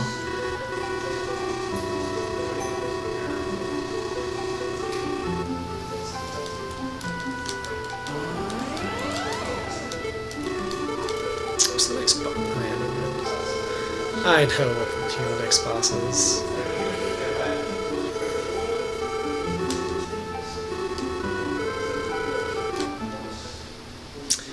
So yeah, now we just leave our baby with Selden's ants.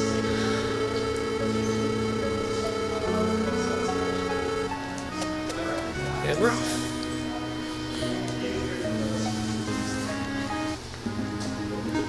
Somebody should make a ROM hack where you have to take the baby with you, and you're like, ugh. The baby becomes a capsule monster. Yes.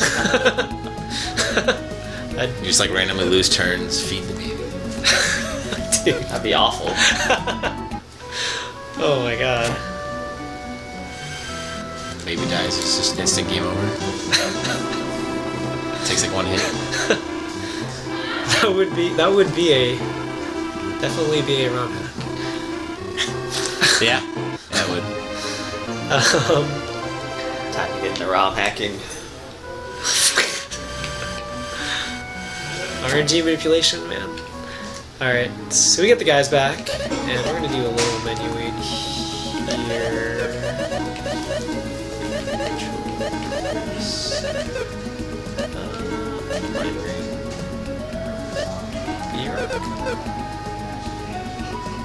Is that soon already?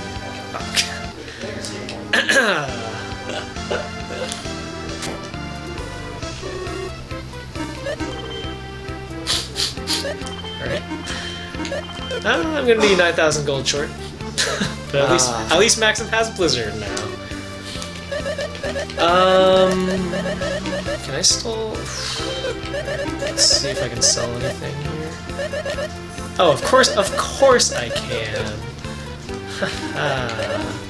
Give me that.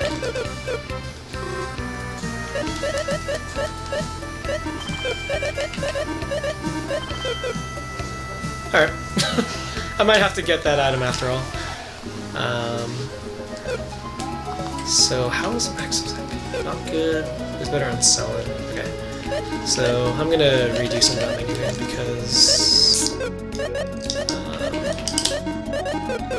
the boss I thought was up is actually not up next. So change that menu in a bit. I swear I know how to play this game. Oops. Okay.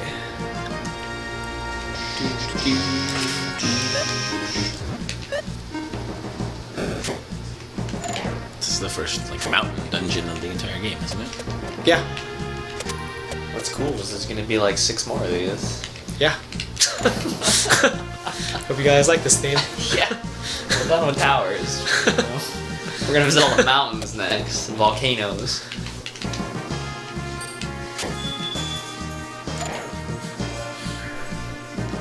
Oops. And after that, we're gonna do more towers. Only a few. Well, I guess the last 3 dungeons are towers. Ha! That flower just got blocked. This room is probably one of the worst rooms. Just because the bee moves super randomly, and bees can move... Can move 0 to 2 spaces. And then that stupid plant. That one. So you're fucked. Alright. That worked out somehow. Yeah, it's pretty easy, because, like, that plant will just move in front of you and attack you. And you can usually get away. I think he gets attacks off before he can escape. But, so that's why that room is really annoying. As long as you don't get attacked by the tree. Trees really suck in this game. For whatever reason. Alright. I'm definitely going to save before this boss. It's very possible for them to one-shot Selen. And it's not the end of the world, but the strat I'm doing, I really want her to be alive. So if that happens, I might just reset and try again. Alright. Good puzzle. We did it. There it is. It's the controller, man. I swear.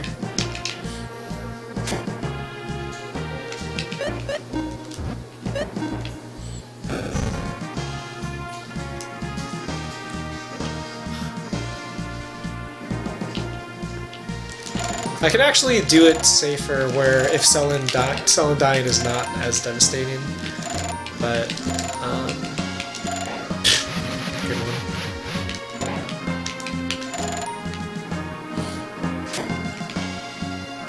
Where's the fun in that? Yeah, right? I 100% agree. Remind me to put the B-Rock on Maxim after this fight, though. Because if you don't, then the boss after that really sucks. Alright. No one got damaged, so we're good on that front. So this is the fight where I'm going to use Perish. Perish is a spell that has a 25% chance to insta-kill an enemy. You can multicast it, but when you multicast it, it divides that percentage over all the enemies. So it's 12.5% chance each. 2.5% chance to kill both. Small. He has stronger. Hilarious. Usually you use the IP, but since I have it... Okay, that's fine. That is fine. That's fine. And Decker has full IP, which is good. Here we go, baby. This is the 2.5%.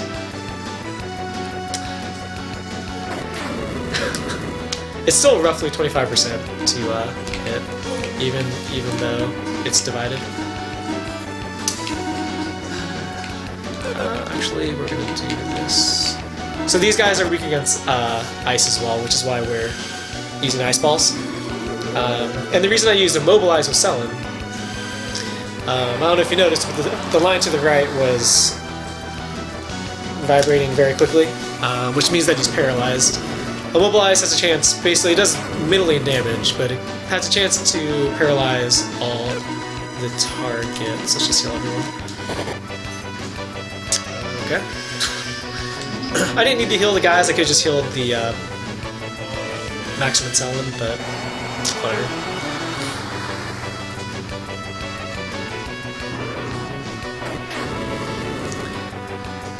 So now, the only real objective is make sure Decker doesn't die.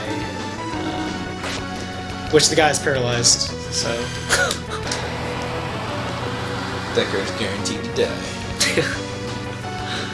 That would be something.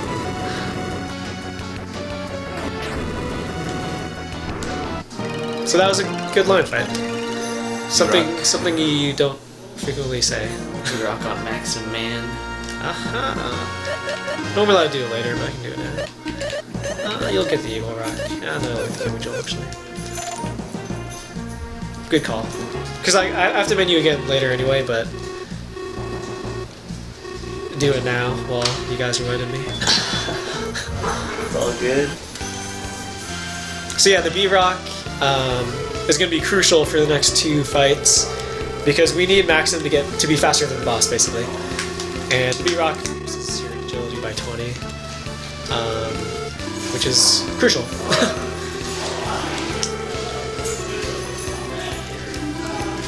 think that was all. Yeah, that's all the menu I need to do.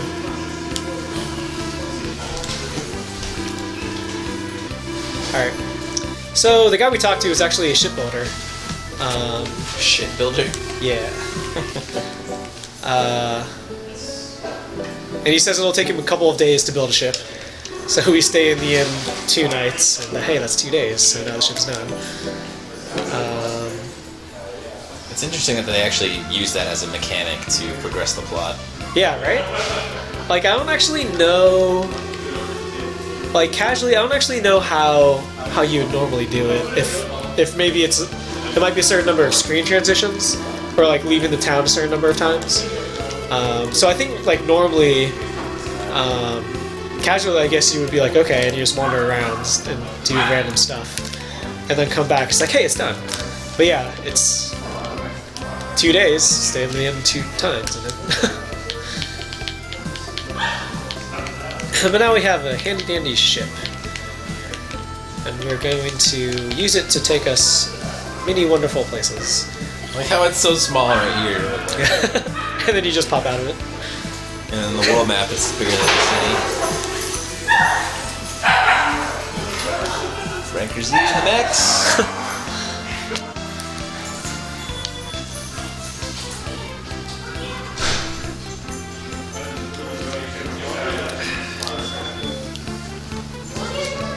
Let's see.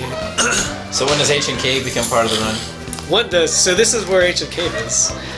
I think it would be really cool if you did get it. Manipulate like 5 blue chests and just get the 420, get out? You could. I mean, now that there's new manipulation, you can just go in, save, and then at that point it's easy to do frame perfect movement back.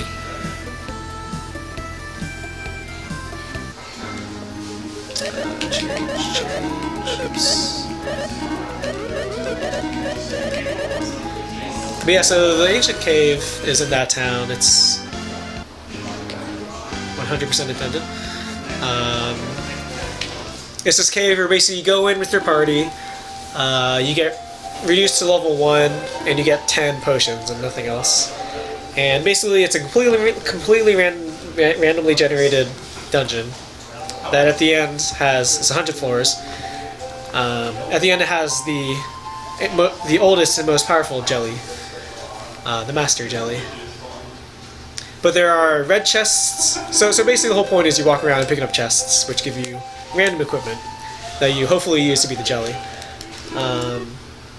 Most of them are red chests. There are blue chests, which are in general more powerful, and you actually take them out of the cave.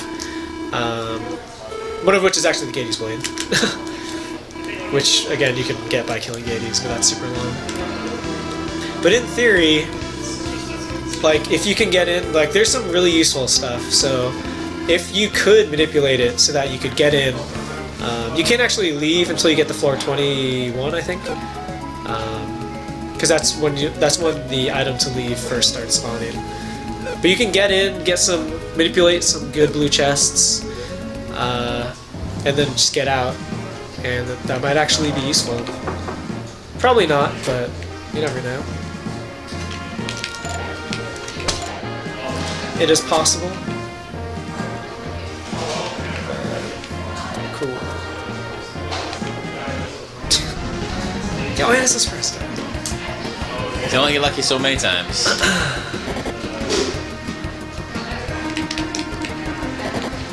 So, yeah, they do have instant death attack. Oh, I was gonna say, I'm pretty sure they do. Oh, that'd be really bad. Okay. Excellent. Glorious. That might not seem too bad, but that loses at least a minute later on. Yeah, because drops all of his IP, right? Drops all his IP.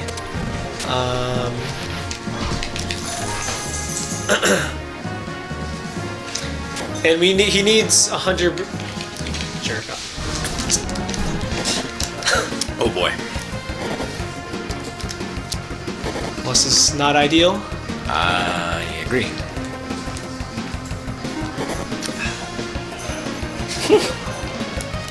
Good one. So yeah, this is basically where time loss.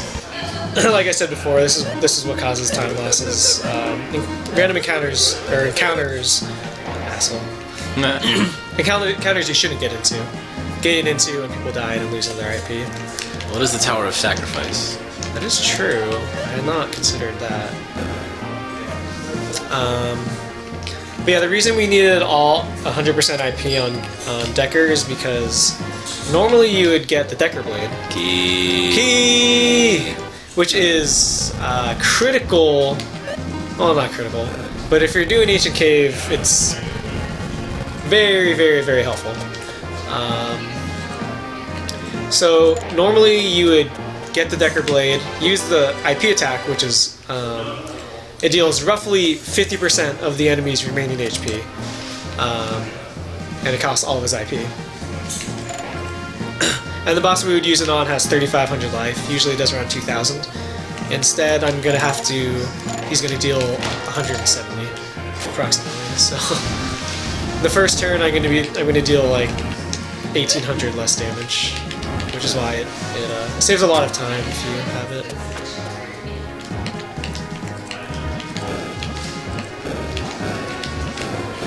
So yeah, that really sucks. Oops, that's not right. Yo, what the fuck?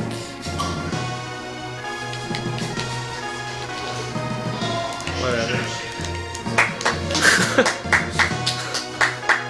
Also never messed up this puzzle before. Ah, yeah. It's exactly the same as the first one I did, by the way. Just reflected. Which makes it even more pathetic that I mess it up the second time. Luckily, I didn't have to redo the first one. But... Yo, what? You've got to be kidding me right now. Yeah. Alright. Cancer defends, man. Those snails very rarely move every step. Usually they move every other step or something, which is why I didn't bother sending them. But whatever. We're not gonna save. This guy is a rebel. Man. All right. So we're not gonna lose time on this boss. We're gonna lose time on the next boss. It's not that big of a deal if he just doesn't get the IP, but to have the IP and have him get Final Shadowed. I don't actually know what the percentage chance of that is. It might be like 50. It's either 25 or 50. But it's classic, whatever. Not the end of the world. So this guy should look familiar. We killed him already. But he's back. It's Adura.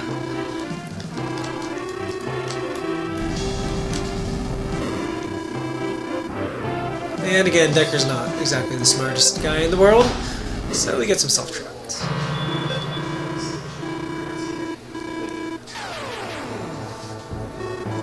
But yeah, actually, it might have been worse if Maxim had lost his IP, but I think you can still manage if Maxim doesn't have IP, but it's definitely easier if he does.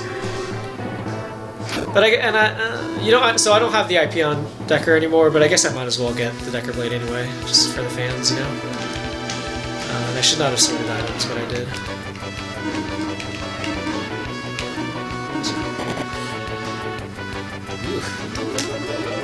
So, Adura again is weak to ice. So, we're just gonna hit him with Blizzard, Ice Balls. The reason why we want Maxim faster than him is because Adura is not immune to sleep. So what we're gonna do is we're gonna put him to sleep and free fight. We're gonna do that for the next level of bosses as well. Is it like FF6 where he just doesn't wake up if it's not physical, or could you even physical it? No, so he's awake. So the way it works in this game is there's a chance that every turn there's a chance, or at the end of every turn there's a chance he wakes up. If you physical, I think there's also a chance, not guaranteed, but there is a chance to wake up as well. And so he keeps waking up. You can tell because when he's asleep, the sprite moves up and down. It's really easy to tell with the Dura because his sprite doesn't move normally. So if his sprite isn't moving, he's asleep. The other boss is harder to tell because that one moves kind of randomly and you see he's not moving. The other boss we use it on is harder to read because it moves kind of randomly. And that's Sidura, too. Agara.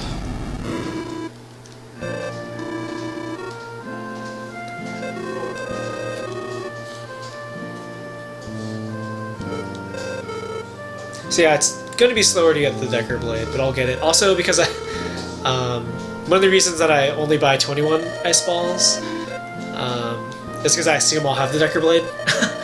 And so if I didn't get the Decker Blade, I'd probably run out of ice balls. So probably a good idea anyway.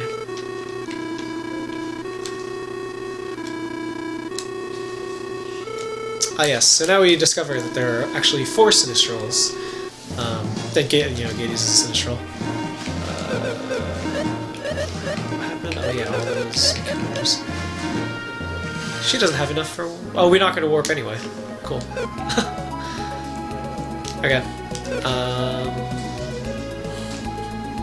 So yeah, it turns out there's 3 other duders like Gades.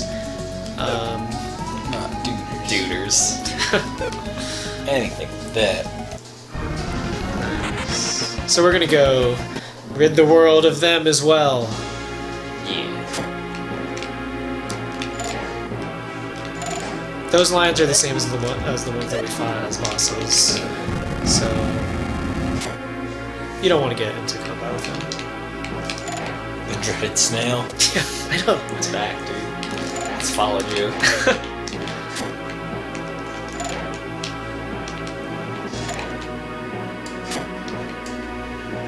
It's actually very... I don't know if they thought this was a puzzle, but... I don't know. Nice. It's pretty easy to get. Well, it is the Decker Blade, so it has to be a Decker-based puzzle.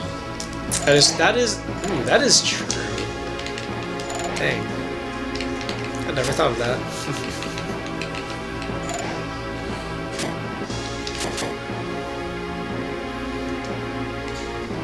So I guess most of the routing just comes down to figuring out what's giving you the best stats and taking advantage of boss weaknesses, I guess. Yeah. Like really the only items you're picking up is if they have a good attack for a specific boss or bosses. Or is there a bit more to it? I'm sure there's more to it than that, but... I mean, for the most part, this speedrun functions because of boss weaknesses. Abusing...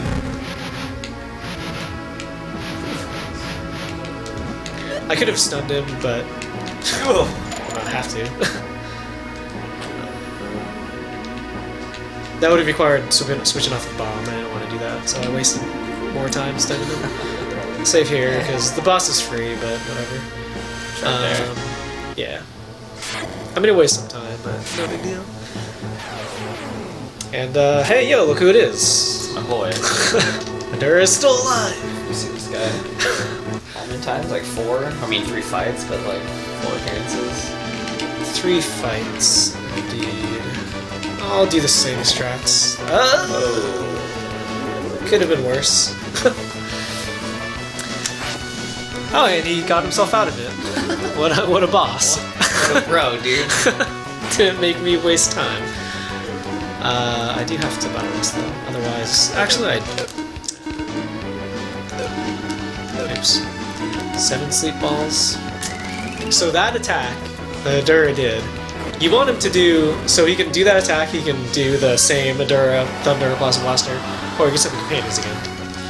That attack attacks everyone, and like you saw, it can confuse you. Adura wakes up. Why does it tell you now? It didn't tell you before. Yeah, I don't know. I really need him to stay asleep though, because I need more sleep balls for the next boss as well.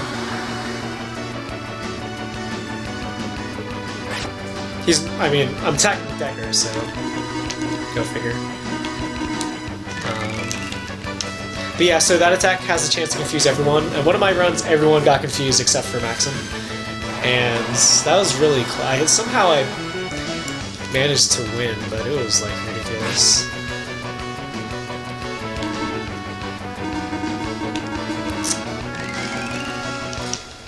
How many sleep balls you need for the boss? Usually around 4. You're at 3 now. I mean, 4 turns. So it depends on if he wakes up. Yeah, oh my god. It is possible. Oh. I guess I'll...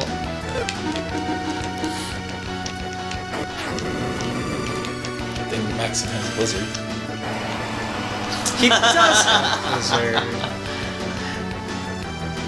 Man. Alright, he's dead. But that's good. I totally forgot that I accidentally bought him Blizzard. Oh man, this guy.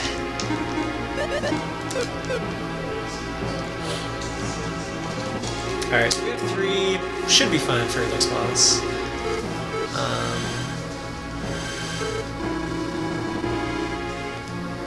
So don't worry if Adura is finally dead.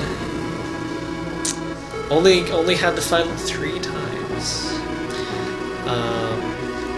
So yeah, we can't quite escape yet because there's something blocking the small escape conveniently. This happens a lot. Like you kill the boss laid a trap for you in the event of his death.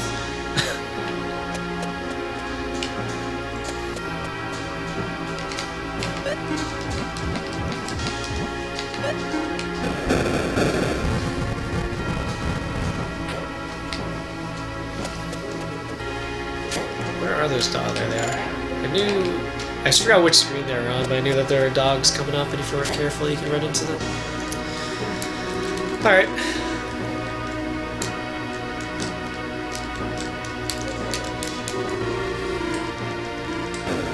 Wow.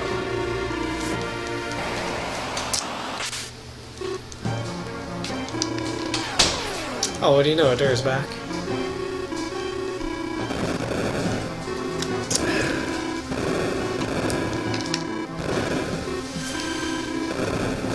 This is actually the last episode. Decker. No! About flip. Rip Decker. Right. Dumb people hype. He's too dumb to die. Is actually one of the lines. Or something to that effect. Like dumb people don't get killed or something. That's cool. Yeah.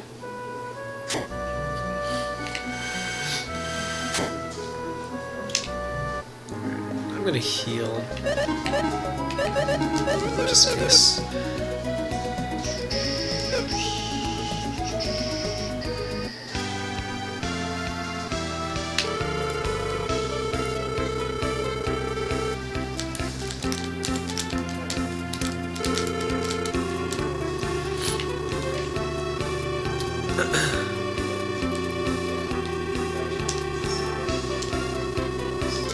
It's my boy Lexus. He is a genius. He's a genius. He is a genius.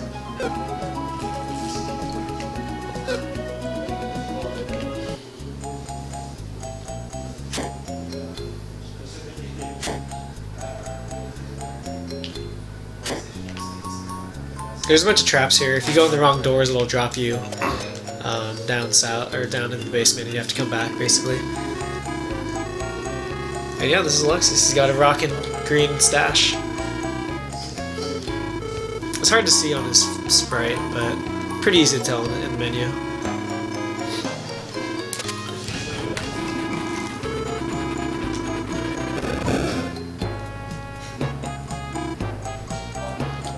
Genius.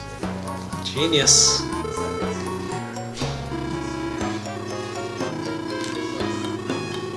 Oh yeah, so it turns out the guy that made our last ship made it out of Phantom Tree wood, which is why he was up in the mountain in the first place. Phantom Tree wood is like really good wood. It's just like really strong or something. Really hard. Yeah, really hard wood. and it's the only wood that's strong enough to support this engine that Lexus built. So basically we have to go back and talk to Jayad. It's kind of a weird name, but gotta go talk to him. I think have him build another ship. So this guy builds like 2 ships for us, so that we can use this engine and let us sail without wind. Check it out. Are you sure? Yes, I'm a genius. Genius. Alright. Deal. I'm sold. If you're gonna say it 2 times, dude, it has to be true.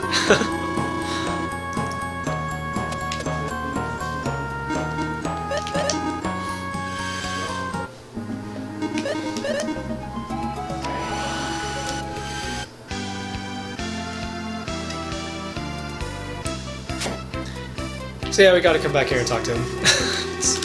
and then go back to where we're talking or Lexus is a genius. yes. That's so great, man.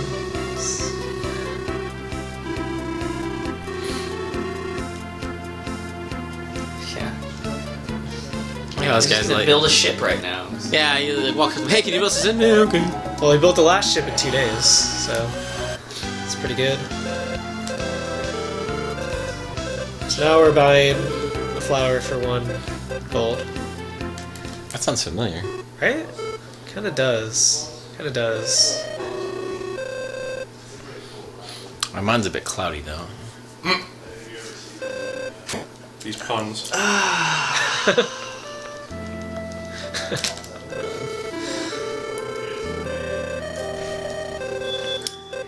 Yeah. Sometimes you just can't bear it. Alright. Grab some tea for Feral. I think Vic's had enough of the puns. Man, that's 2 more puns than I expected.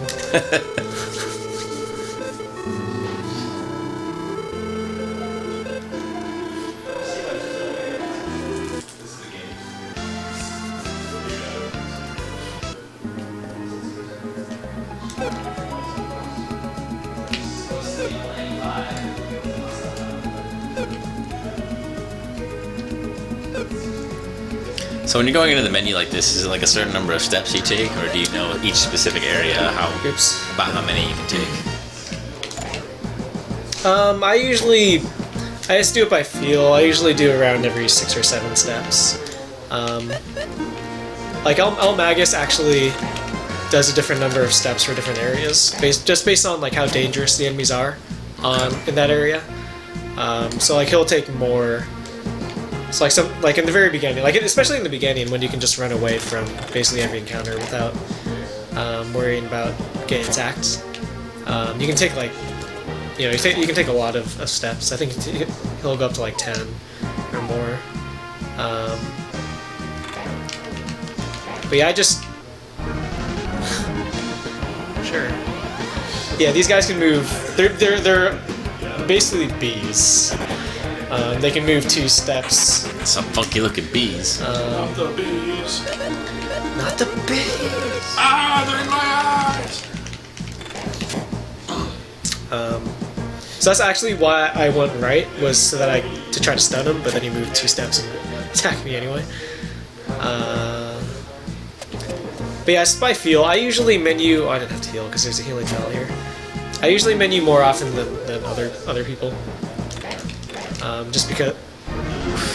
Wow.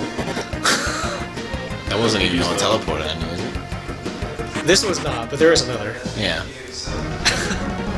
Yo, but I got him first, despite him teleporting on top of me. So an interesting thing with... He's on top of me again. Luckily it doesn't matter, because I'm going to reset. The weird thing with teleport enemies, that was an intentional fight. The weird thing with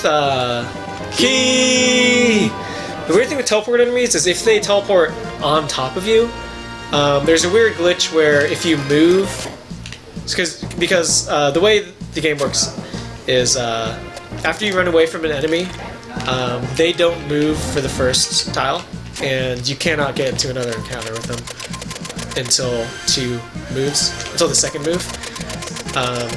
So what you might try to do, because it's reasonable, is move a step and then stun him. Turns out, if a teleporter enemy teleports right on top of you, you cannot stun him. The tool will just go right through him. And then, because using a tool counts as a move, you really can't shoot over that. Since using a tool counts as a move,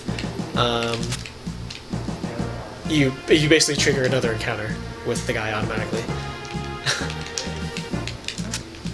You can shoot over the small rocks. So yeah, if you're playing this game and a teleporter teleports on top of you, don't try to stun him. It's not gonna work. Cool.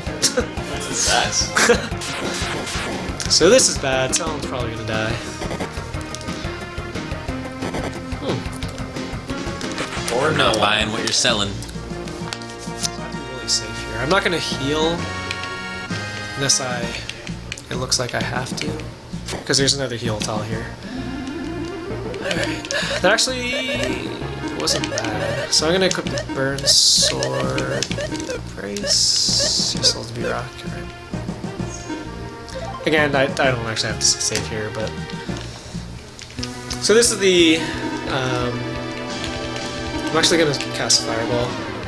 Usually I don't. Oh, I was supposed to Battle Lust. Usually I don't, but I, again, don't have very many sleep balls, so if this guy wakes up too many times, you don't want him to get attacks either. He's really bad. Yeah, that's crit. So this is the guy that's really confusing, because he moves around, so you actually have to look, like, is he moving up and down, or is he moving randomly? And he was moving randomly, so now I'm out of sleep balls. This is what happens when he gets attacks. And Salon's about to die. Oh. Yo. Yeah. So this is what happens when he gets attacks. That's not gonna fully heal. I should have healed with Salon again, actually. Instead of Just kill him right now. He's gotta believe. He's gotta believe. Don't worry about it. Oh. Good thing you saved. Son. Yeah. Who needs IP, dude? Besides everybody. Who needs XP? It's certainly not going to come back and bite me when she gets one shot by the end game bosses later. Agreed. So for the most part, no one needs levels except for Selena. She's basically the only person who needs levels. Of course. Because you want her to get levels for the agility, and she needs HP because stat rolls are random, or level ups are random, so depending on how good your HP rolls are, or how poor they are, and if she's dead for too many bosses, she can actually get one shot by the bosses at the end, which is bad. You don't want that to happen. So that was not ideal, but I mean, it's not something I want to reset over. Also, the amount of XP you get in a battle doesn't change based on how many people are alive.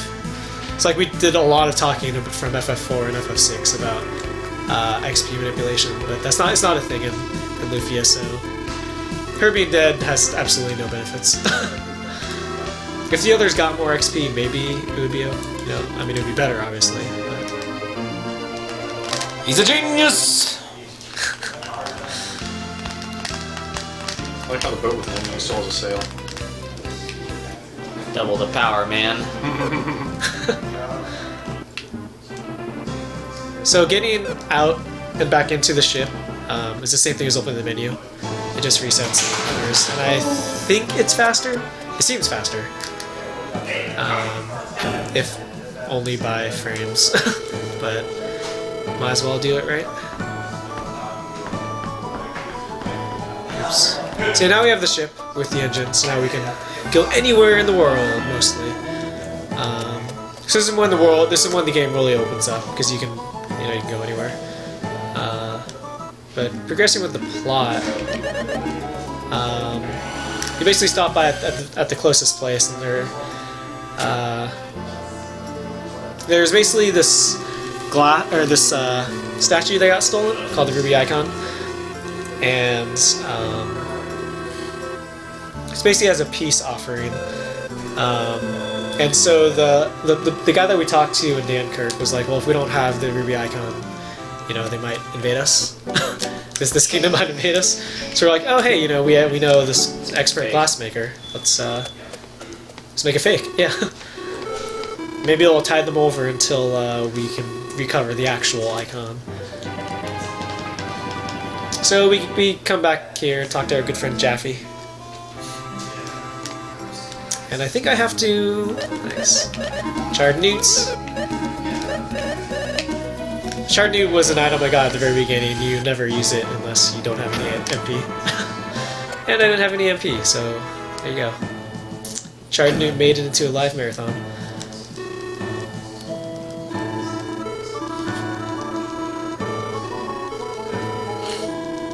It only gives you 3 MP though, so if you're more than 3 MP short, you have to sleep in the inn to recover your MP.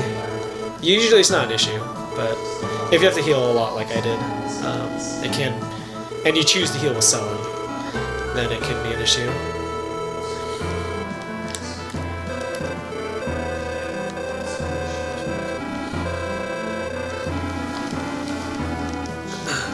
James? Never trust people named James. Especially on Blitzball teams.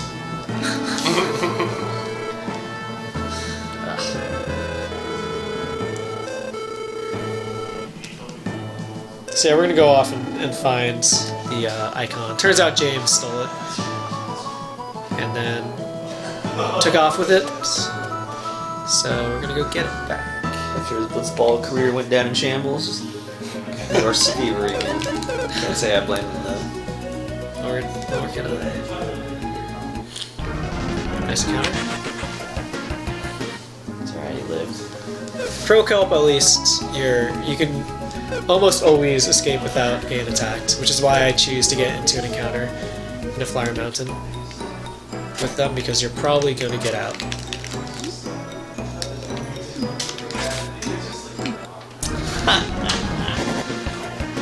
Oh, that sucks.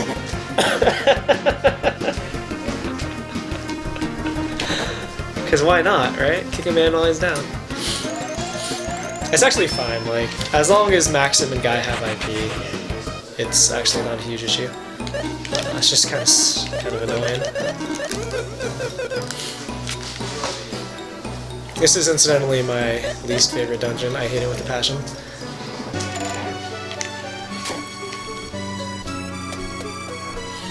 You want a drink or something, Feral? I have water, thanks. Okay.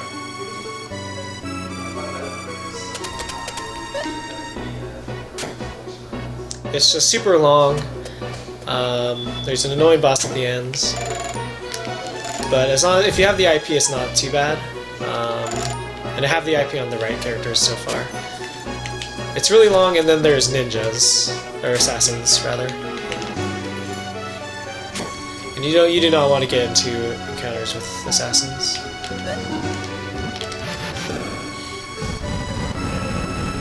And there's this freaking mermaid, dude. This mermaid is so annoying.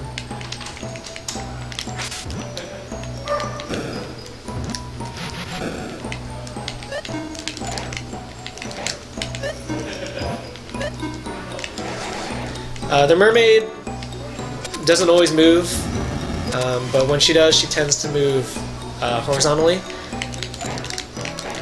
But there's no guarantee.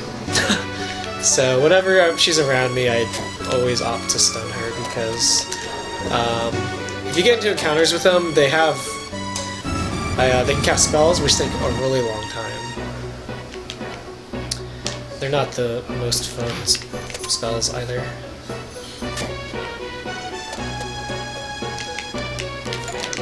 Crabs. And crabs have mostly random movement, but they tend to move towards you. But they're not like seeking you out. Like certain enemies seek you out. They just kind of meander towards you, and then eventually surprise attack you because they're assholes. Stun you again.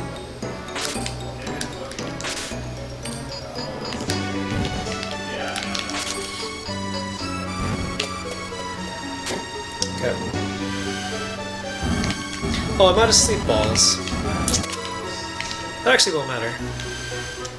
I don't use them anymore, but usually I try to manipulate my inventory so that later on I don't have to move my cursor very much or at all to select another item. But if I don't have if I don't have sleep balls at all, then it's fine. But like if say I had sleep balls and then sold them, then it would be a minor inconvenience. I'm just kind of talking out loud though. Feral doesn't have his balls, man. You're not ran out of balls? It's alright. Still got good wood. Do. I would leave home without my good wood. Ah, nice. A lot of times you have to wait for him to come up towards you and then stun him. So these are the assassins. They move 2 steps for every one that you take, and they're really annoying. And in the next dungeon, they're super deadly.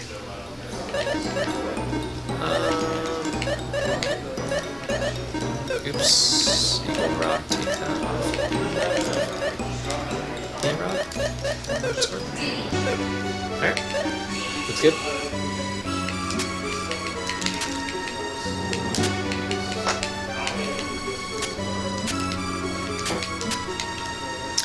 Okay. You really want to be careful with the assassins. These ones aren't super dangerous. They only attack once. They do have an attack called Terminal Blow though, which has an 80% chance to instant kill the person that it hits or that they attack. So you don't want to get hit by that. Yeah, that one's 80%. So whenever there's one of these guys on screen, you're gonna see me just constantly stun them. And it's even worse. Oops. Well, I didn't mean to step on it, but I might as well save. There now. The ones in the next dungeon, if you get into an encounter with them, they can't just end your run. They can just kill. They can just wipe the entire party. So yeah, you do not want to get into encounters with those guys. And usually, like it's... I mean, there's only 3 of them, and in theory you're supposed to remember where they are. But last round I got into an encounter with them. Luckily survived, but just have to make a mental note to be careful. So there's a lot of these guys in these rooms. Alright. So hopefully I have a good shadow room. I should be able to do it.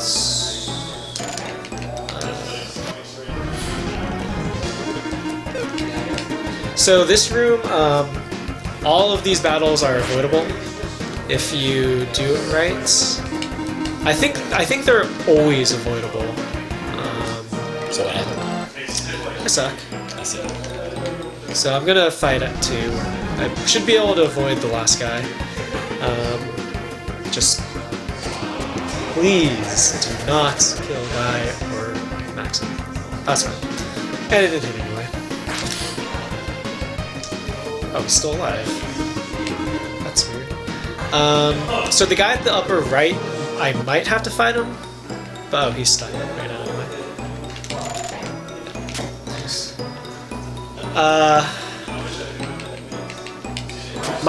My best is one fight. Like I've never gotten out of it without any fights. And these ninjas can't actually pass that wall for some reason.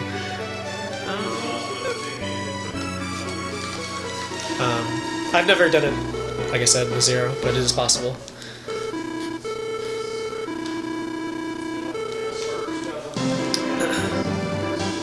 Magical, Genius of the Century and Magical Wife. Solid doesn't like that name for some reason.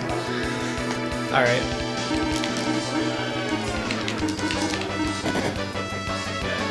Well, So the strat is use Mobilize to try to keep these guys down. So hit one of them. It's just to, minimize, because they can kill people if they, focus fire enough. But if you have the right IP attacks, like namely Firestorm on Guy, it's basically guaranteed 1 round unless someone dies, or you just get really bad damage rolls. But yeah, those guys can be pretty vicious otherwise. Which is why I really didn't want Maxim and Guy to lose their IP.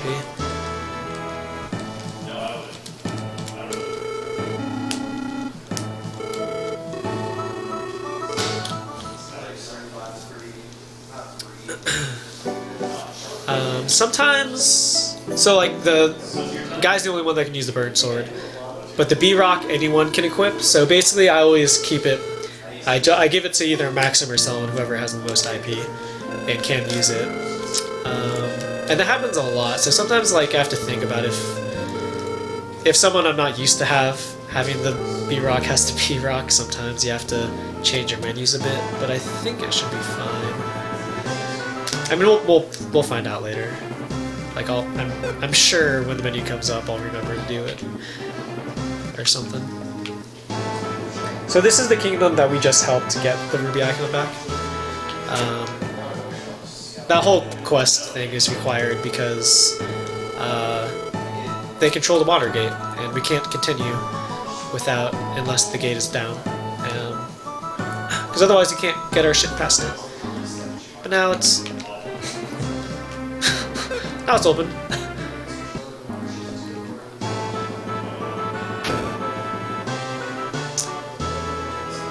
Alright, so now we're gonna get the last healing spell we're gonna buy.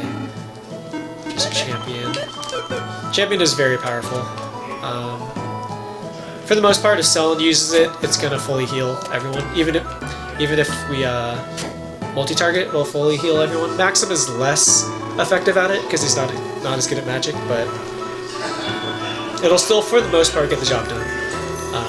And you don't need it on Maxim, it's just for kind of safety, and you have more flexibility later on if he has it.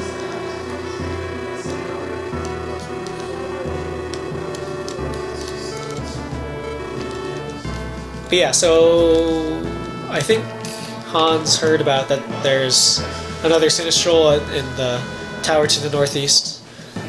okay, he's the legendary swordsman. Hans.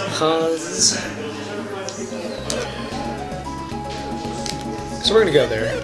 Oops. So we just met assassins saw assassins for the first time in the last dungeon, and immediately you can get assassins on the world map now. This is one of those areas where you're probably going to be menuing a little more. And this is the dungeon with ninjas. They have the same sprite, but ninjas are far more deadly. So once I get to that area, I'm gonna try to be as safe as possible in the rooms where they're at.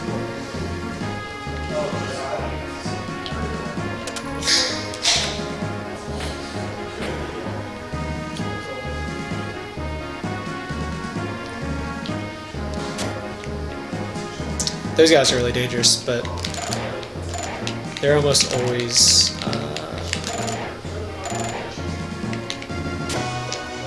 so yeah, the ninjas are so bad because they move 2 spaces for every space you move.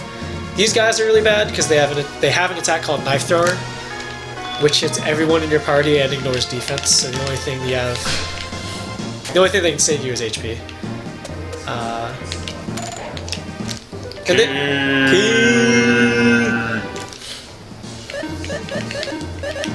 They can attack twice instead of just once. And they also have an instant kill ability, which they usually don't use. I've only seen it like once or twice. Not in the actual game, but you see them a lot in the Ancient Cave. That one only, I think, has a 60% chance to instant kill you, though. Only 60. Only 60. But it's knife thrower. That's the bigger issue. If two ninjas knife thrower, you're dead. There's just like you're not gonna survive that. So this is a kind of cool puzzle. If you want the chests, which we don't, so it's really easy. So those guys can't. That guy can't go below, which is why you don't have to worry about it too much. You just want to make sure your first move you don't get into an encounter with them.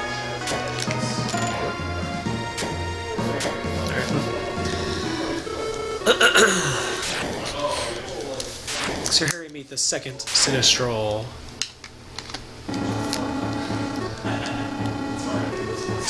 Lexus can move. I guess it's because he's a genius. Amon. He is the Master of Chaos, I think. He probably just said it, but I wasn't reading. He did say it. Gades is Destruction.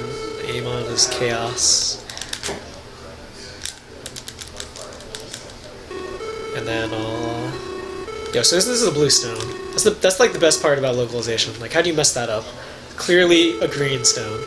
But whatever. What do I know? Not colors. Apparently.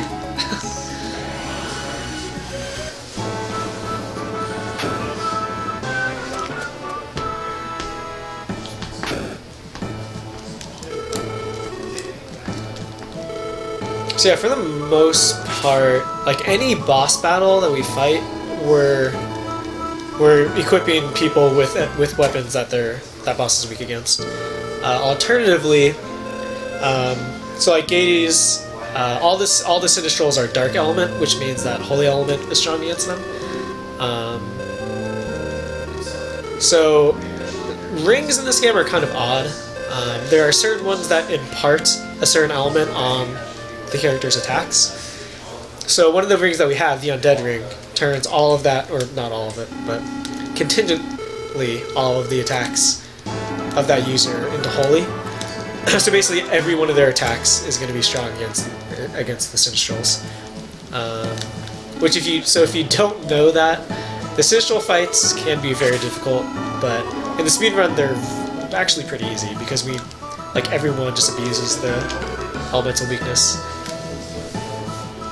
And that is, like I mentioned before, is like the only thing that keeps the speedrun viable is that just abusing weaknesses.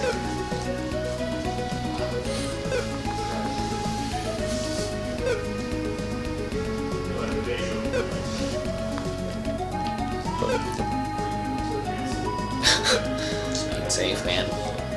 So,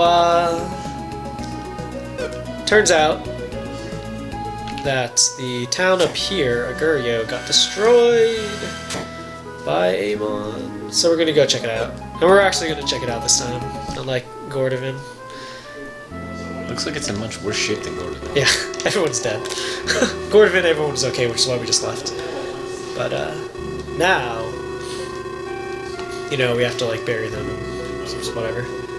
Actually, I don't know if you bury them. I forget if their dead bodies are still there after this cutscene. I guess we'll find out.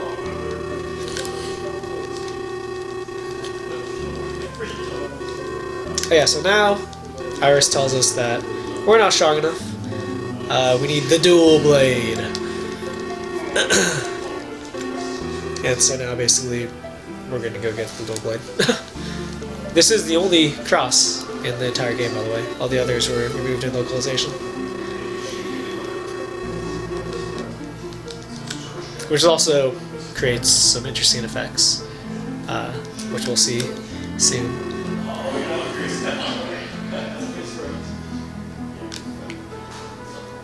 Oh yeah, okay, we do bury their dead bodies. I guess that's something.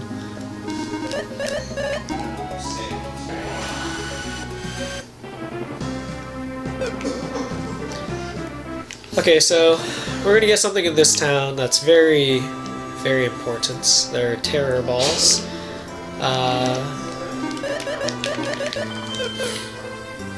Always by 20, ideally we'll need 4. But basically what they do is... So basically balls in this game, Lufia. Go on. Go on.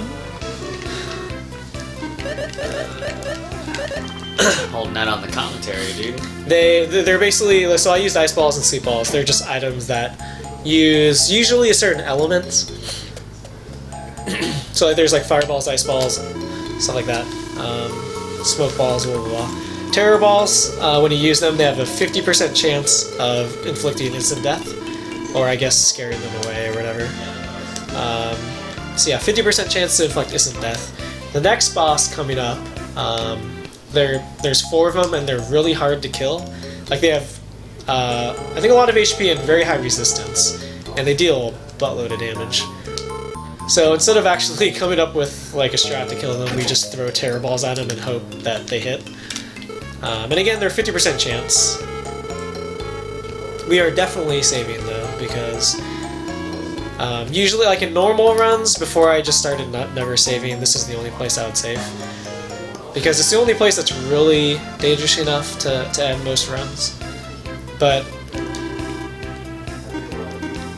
yeah, like it's entirely possible that you just get pooped on and like your first 4 terror balls miss, which is not that likely.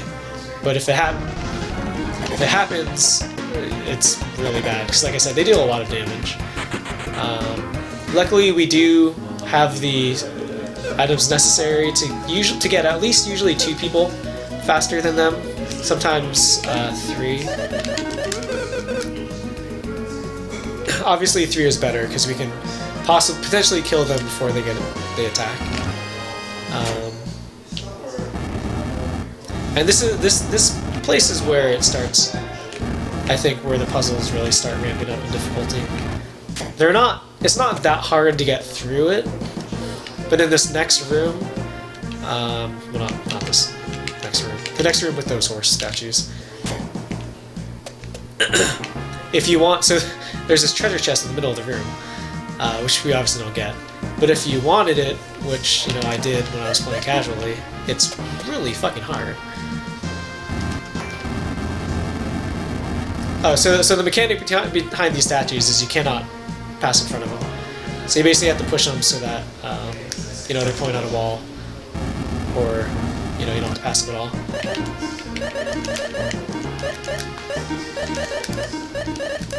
Oh, you should be rocks. All right, that's fine. Bugs is naked. Yeah. He just gets an evil rock. So these guys have about 85 agility. To be faster, it's not guaranteed, but you want to have, if you have about the same, then it's kind of RNG. So Maxim should be faster. He's 93. Okay, he's faster than most. 1.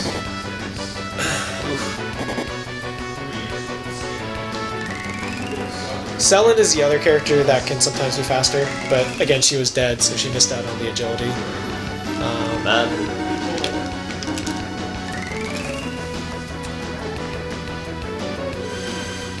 So yeah, again, Champion is a super powerful healing spell. Even with Maxim using it, at this point, it fully heals everyone. I want Guy, Selin, and Maxim to end this battle with that group. Alright, so that was pretty good.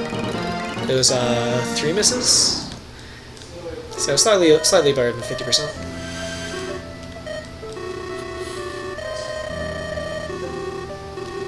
But yeah, so usually, I'm actually kind of surprised Maxim survived. Usually, if 2 of them attack the same guy, that person frequently dies.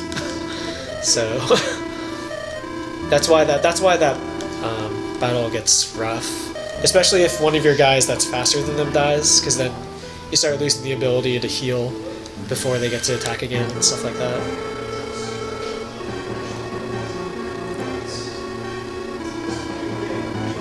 Yeah. Those are the gargoyles. Obviously the optimal is all 4 hit, which is 6.25%. Which actually has happened to me a surprising amount. It's happened, I think, more times than them all missing. Thank God. Yeah, so now we get the last Lexus left, which is why I took all his stuff. So now we get Artie. I'm also actually going to take all his stuff. But his stuff sells for a lot, and we're going to get better stuff for him anyway. I don't think any of his equipment has IP abilities, so we're just kind of like, whatever. Decker blade. No.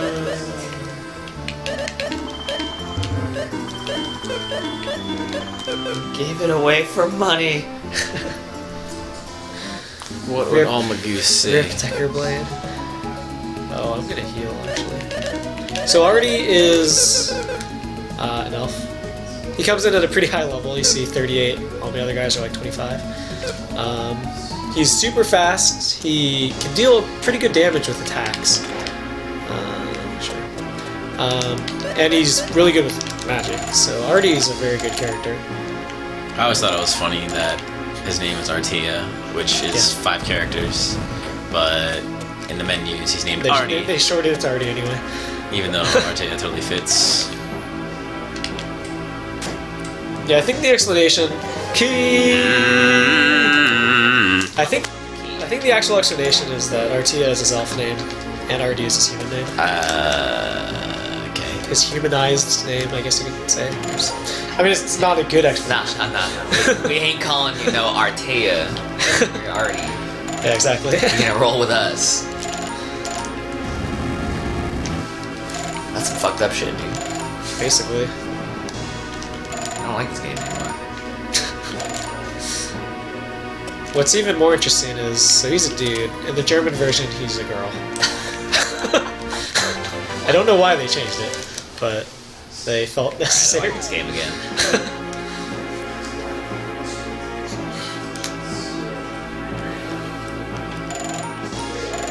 So I wonder what that's like for people like Almagoose who are German who played this game as a kid, like Artie's a girl, and they played the English version, and they're like, what?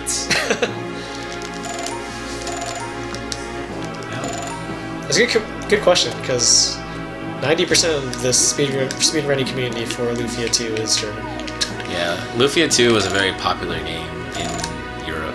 Yeah, it's one of because they didn't get the SNES Final Fantasies, so they had to deal with other ones that they did get, and this was one of them.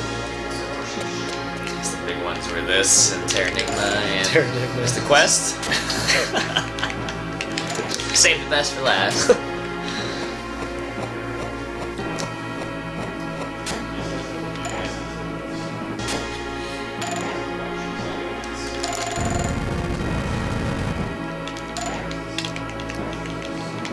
Golem wanted you. I know. That's actually the closest he's gone. I mean, like, if you don't make any movement, if you don't make any mistakes in that room, like I did there, then I'm pretty sure it's impossible for him to actually reach you. But that was the closest he's been. Like, I don't think I've seen him be in that position before, where he can just immediately dash. But it's all good.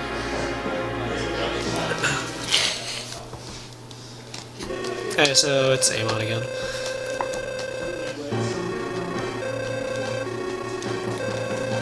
I forget exactly why he wants in, but Milka, Karen. Milka is one of the other elves. This is Artie's mom. Pretty Tell sure. by the resemblance. Exactly. It's the hair color, dude. Basically the same person. Correct. So yeah, Iris was talking about how energy waves are like the big thing. It's not just like strength.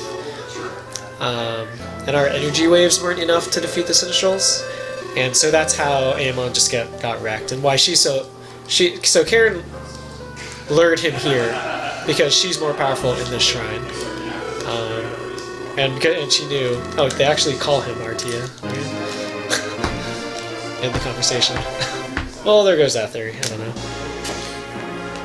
So we step on here, it makes us stronger. How much stronger? That seems pretty random. Like, we feel like you're under level. Do we make him grind, or do we give him like a plot-based? It is a little weird, and I don't actually know how much it is. If it's like 1 level up, 2 level ups, you know.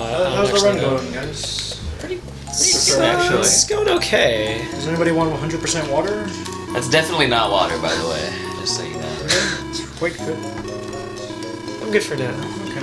Waiting for after the run, I think. Partake in the At least I 100% am. water. Lufia 2. Yep. Nice, dude. Alright, We'll save all the dick fucks for later. Yeah, there's gonna be party percent afterwards, so who knows? Who knows what could happen? That's what. I have some good ideas. That's what Crack's got his 100% water prepared for. It's water, of course. Definitely water.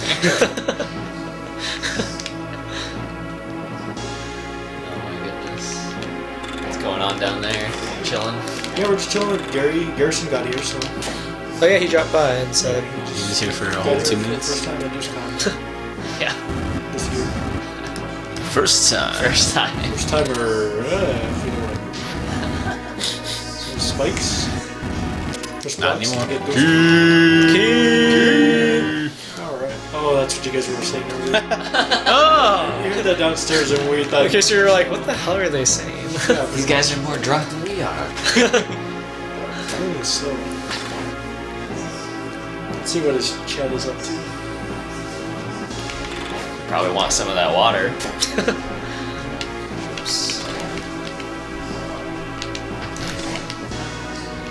Yeah, cool.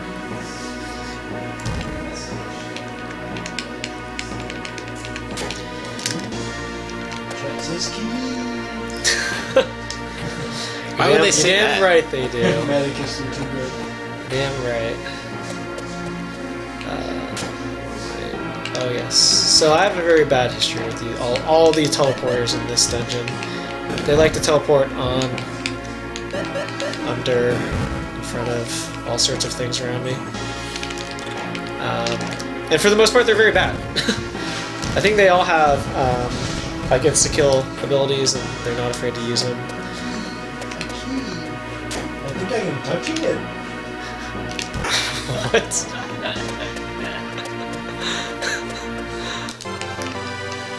So there's a couple of things we have to pick up here. There's an evil jewel, and then bright armor as well.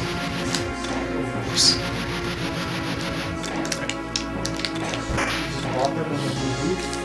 Yeah, you can stun enemies in this game so that they don't move, and you can't get into encounters with them, which is very, very useful. I imagine you try that quite often. Yeah.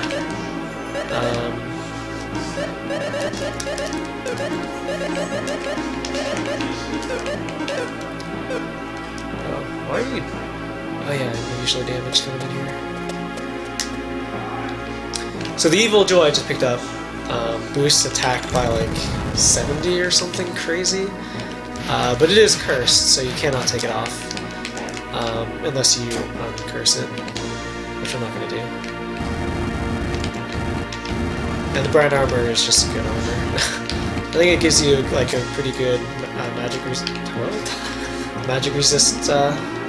boost. I'm gonna save here. This guy can screw you. Usually not. I mean, you can one round him. He's the obligatory undead boss. I call him Patrick Swayze because he's a ghost. Nice. I get the reference.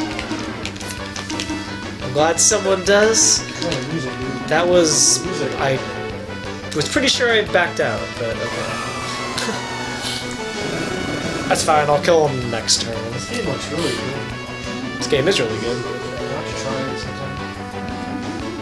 Make sure you guys follow FeralPigMan. Really cool guy. I need to follow him back. I even rated you, Crack. Yeah, you did. I don't know why. It's okay, I've rated Crack like 40 times. Same thing, man. I'm following you, Vic. I'm pretty sure I am. Lies, dude. Okay, let's do it right now. Lies and deceit. Let's do it live. I'm doing that right now. Sorry, guys. I can't even like preach properly then. Drink up, man. Yeah, I need more Need drinks. more You hydration. need more water, dude. I need to catch some of these RPGs. I'm missing out on this game, so. Yeah, this game is really good. Should definitely play it.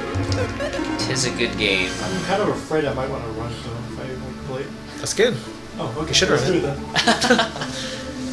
Need more You don't runners need to in this mess game. around with FF1 GBA, dude.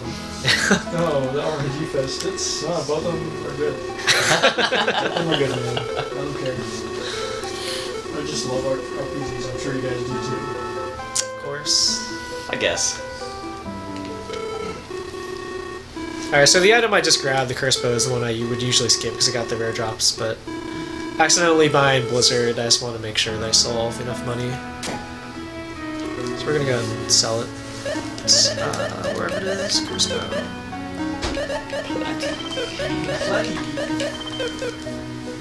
Crystal Wang. Yeah, I got a couple of crystal wings. You know, I fucking bought 10 pairs of balls earlier too.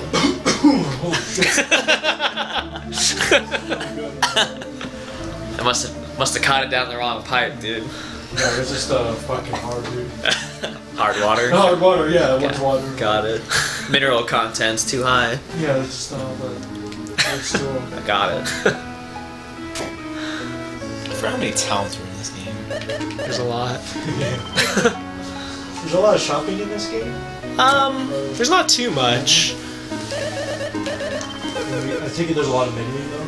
Yeah, there's a fair amount of menuing. You usually have to menu before most bosses to get your equipment set And it's optimally. turn-based, true turn-based, or Yeah. Yeah. once you actually get in battle, that is. Yeah, once you get in the battle, yeah, it makes more sense in this one than Lufia 1, but basically, I think you have to go through and play them. Puzzle. yeah, there's a lot of puzzles. there's a lot of puzzles in this They game. have like the Zelda part in it, kind of like that loop game. I guess it could be compared to a Zelda. Just esque similar in kind of thing. gameplay, like first part. Yeah, ish. Enemies don't move unless you move though, so Oh, weird. that kind of adds to the puzzly aspect. And what is there on these other movement or what? Or just Different enemies have different movements.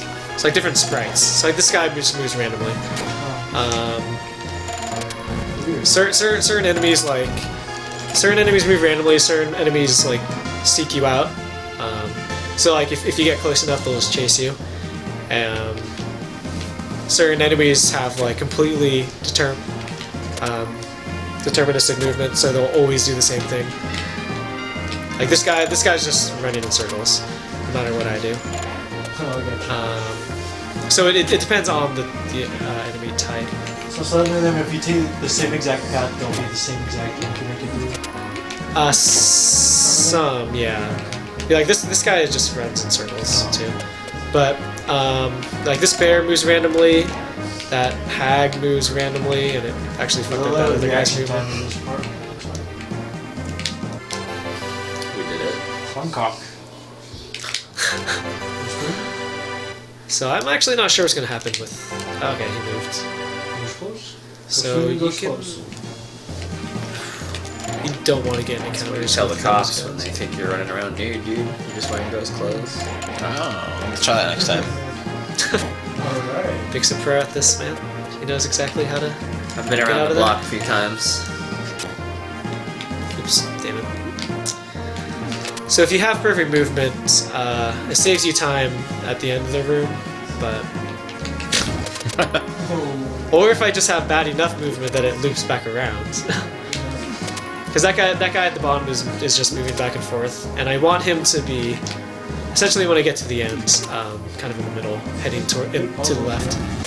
Yeah, if you like puzzles, this is a great game. Yeah, I do like puzzles. It's like there's a decent amount of puzzles in this. Not overloading with puzzles all the time.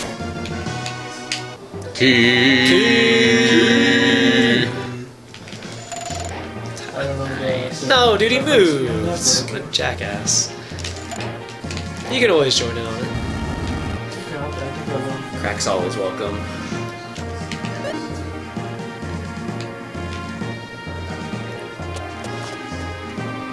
Chat is only working to key it up.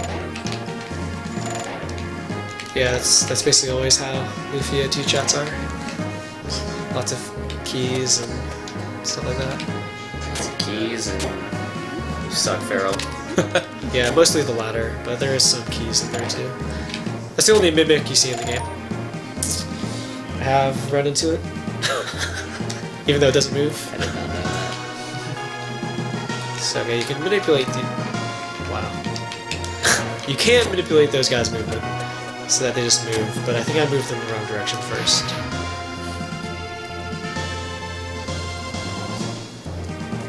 Alright.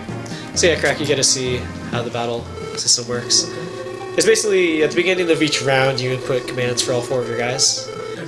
And then, What is real? Real? The air you breathe? You think that's air you're breathing? No. What the fuck? We're in the fucking Matrix. Was that now. you or yeah? Someone fucking coined the Matrix in chat. No, that was me. Crack is Neo. And Morpheus. And Morpheus. Morpheus. Combined into one.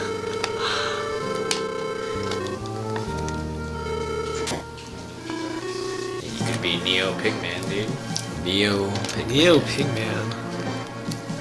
I want a name change. Same. What? What's that even wrong, bro? Oh, I didn't organize. I didn't sort my inventory. I guess I have seen this thing before. Probably.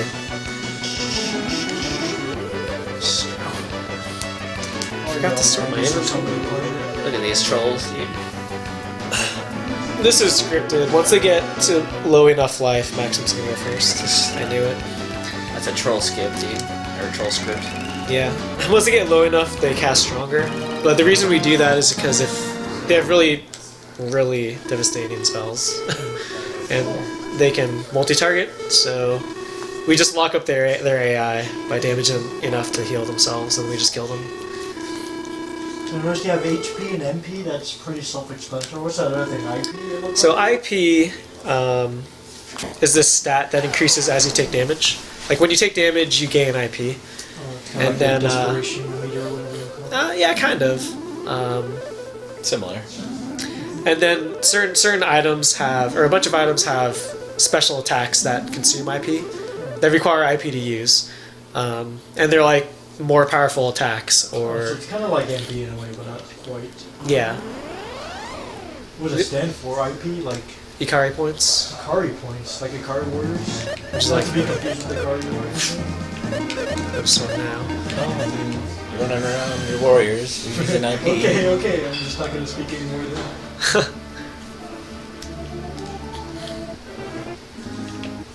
Alright, so we need a silver sword. This is... We're getting close to the end. We're just buying endgame equipment at this point. We're going to use that against the final bosses. You get a lot of characters in this game, or what? You only have 4 at any given time. Okay, but like, out of all the total characters you have, how many do you have? You go through 6. Oh, okay, so Yeah, Decker Lexus. 7. I forgot about Lexus. Not gonna lie. How could you forget about Lexus? He's a genius. He is a genius, but I forgot about him. I think you only use some of them in the speedrun, or what? Well, I mean, you don't get to choose. They just Yeah, it's all scripted. yeah, they come and leave on their own volition. So it's not like Final Fantasy where you choose your party. Well, like, kind of like FF6 style? You say it's like that? It's more similar to 4. Oh, okay. Yeah. Gotcha.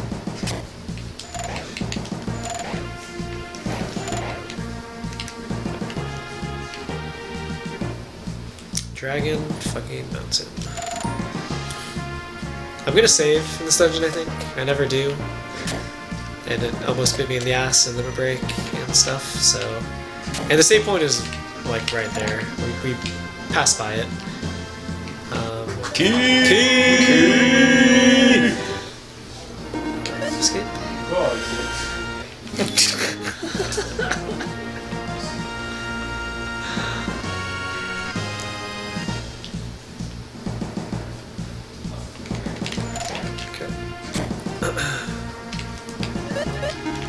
This is the dungeon with the 2 hardest puzzles in the game. Not this one. This one is fairly simple. This one is the hardest mandatory puzzle in the game. Oh yeah, this one sucks.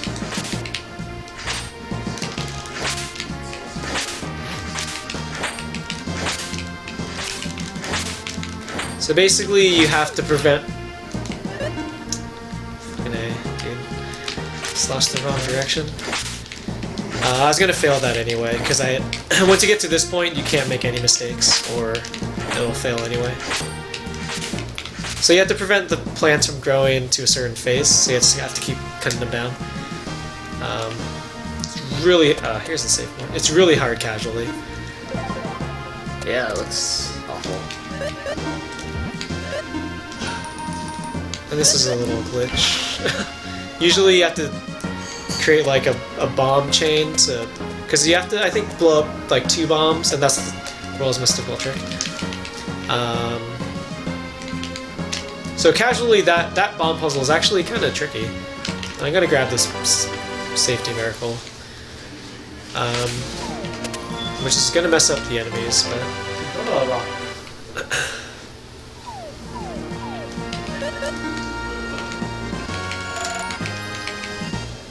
Yo, what? Sick.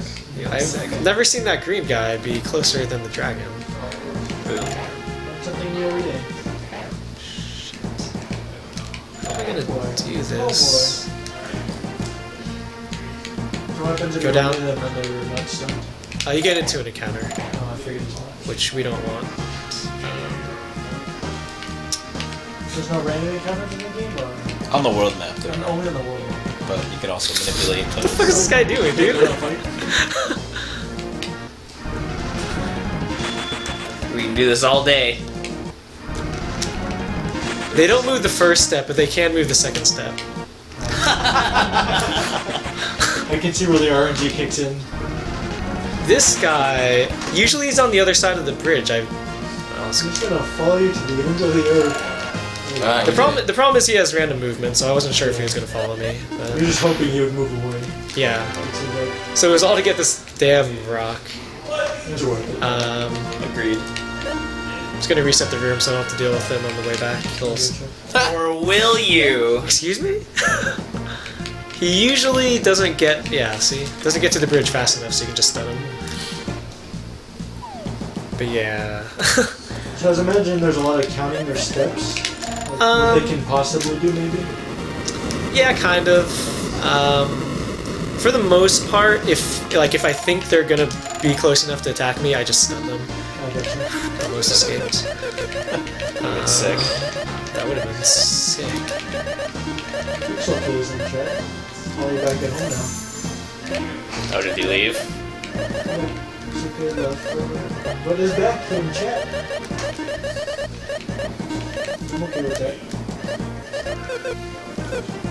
Should work.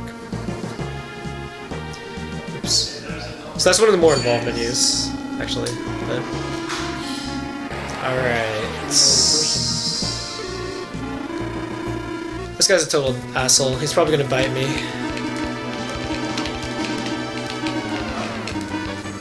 We're gonna boost our attacks, and Guy and Maxim.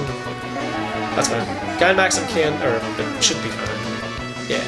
Guy and Maxim are gonna do a lot of damage because they're both hitting weak points. He's weak against ice, and he's a flying enemy, Smash. despite being on the ground.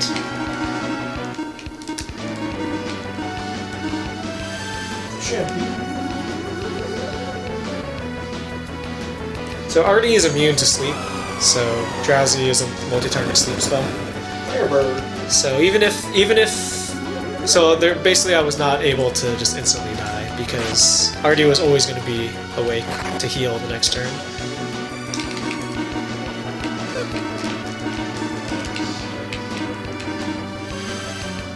So yeah, it's basically Artie. This is going to be the kind of general theme is rip. Yo. Have one person faster to heal.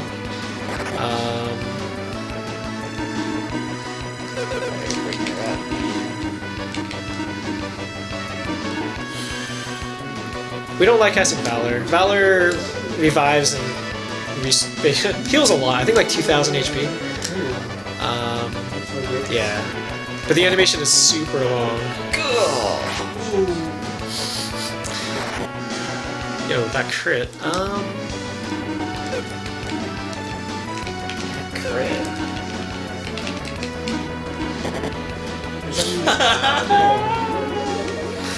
going well. I think he's weak to ice or whatever you need to do. He's weak to ice, and he's a Oops. flying enemy.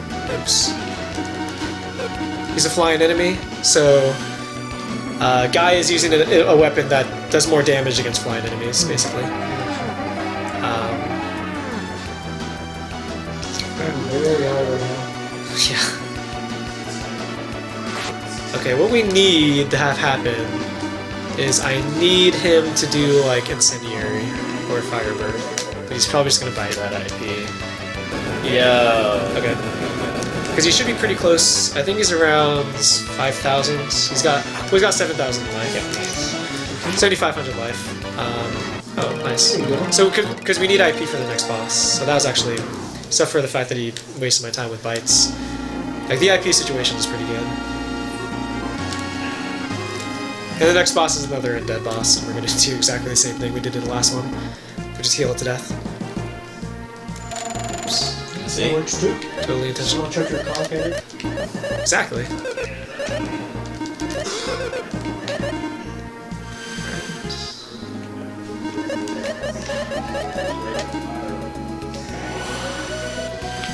Your age is JRPGs, that's correct. RPGs are so good nowadays, but this thing on here is really good. This is one of my favorite SNES RPGs, for sure.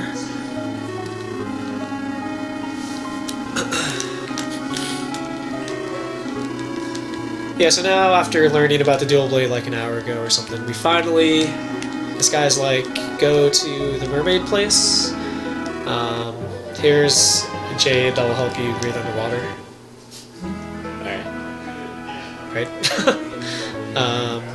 And they'll help you get the dual blade, basically, which is what we need to beat the Sinistrals. Is this the first game, like RPG, where you actually have a submarine? It's one of the first. I don't know if it came before 5. FF1 has technically submarine. That's true. Does it? Yeah. Oh, you do You go. You can't really use it to travel. I never saw the song. Plenty of money now, because I forgot to sell that stupid item.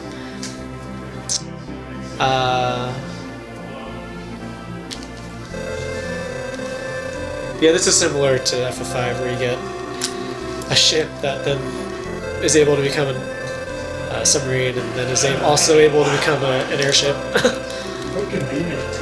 This one came out in '95, so this is after 5, huh? Yeah, 95 is very late in the SNES lifespan. Yeah, I'm pretty sure '95, because we just had people just had 20th and 20th year anniversary celebrations earlier this year.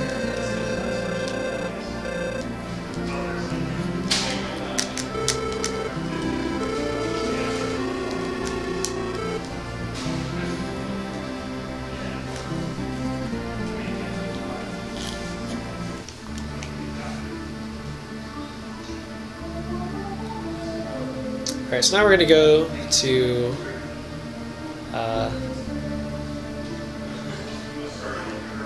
triangle formation. Doesn't look like anything I've ever seen before. Yeah, this is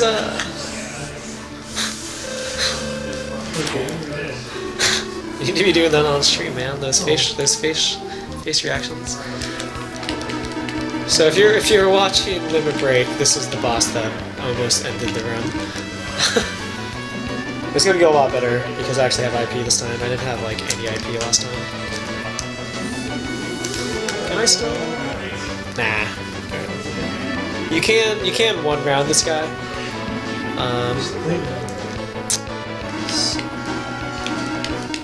But because he summoned a companion, it changed the rows enough so that he took less damage from my attacks. But this should kill him. I have no idea how much life that guy has though. See, so that was 40%, and it was must have around 15,000 in this game for 1,000. the battles. Certain battles I do. Not all. Most of them I don't, but there's Some it's not like necessary, I take it. yeah. For the most part, it's not necessary. Like sometimes it'll help, but a lot of times, like I'm really bad at counting damage, also. So It's a that's hard skill. that's part of it. But yeah, for the most part, I think I count damage in like maybe like 3 battles. I would count damage at the end, but the end is the last battles usually end up working out the same way, so it's not really necessary to count damage.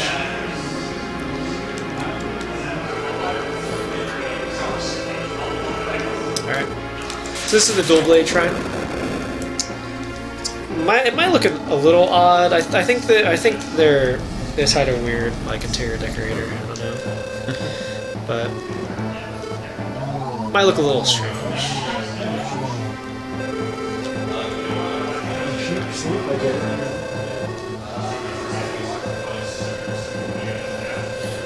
Sinistrals. This is the rising.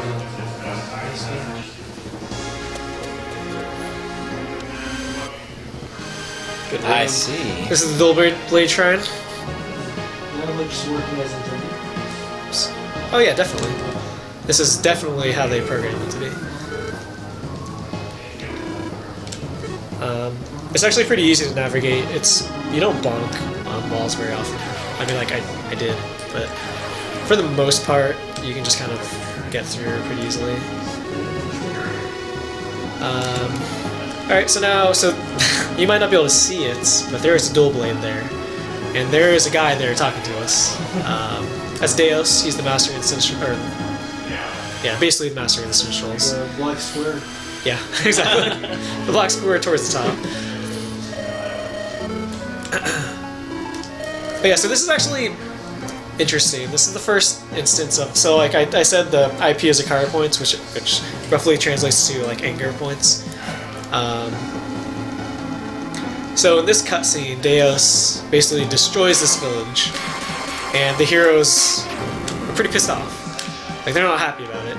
So they actually, from this cutscene, it fills their IP completely because they're just really mad. Oh, So cool. angry. Kind of like a limit break almost. I guess it's kind of similar. Similar, right? Don't make any comparisons because I'll just make myself look like an idiot. Nice. Cheers. Cheers. What up? Sure. Cheers. CA. This game looks really good. What up? This game is really How good. goes the water? Nice. I did come to the right place. Last run, I totally forgot where to go because I've last couple of runs I've been doing without notes and crap, So guys, and I had to look if up you my were to get splits. pizza right now, what kind of topping would you have? Yeah, a little bit of that sausage, if you know what I mean.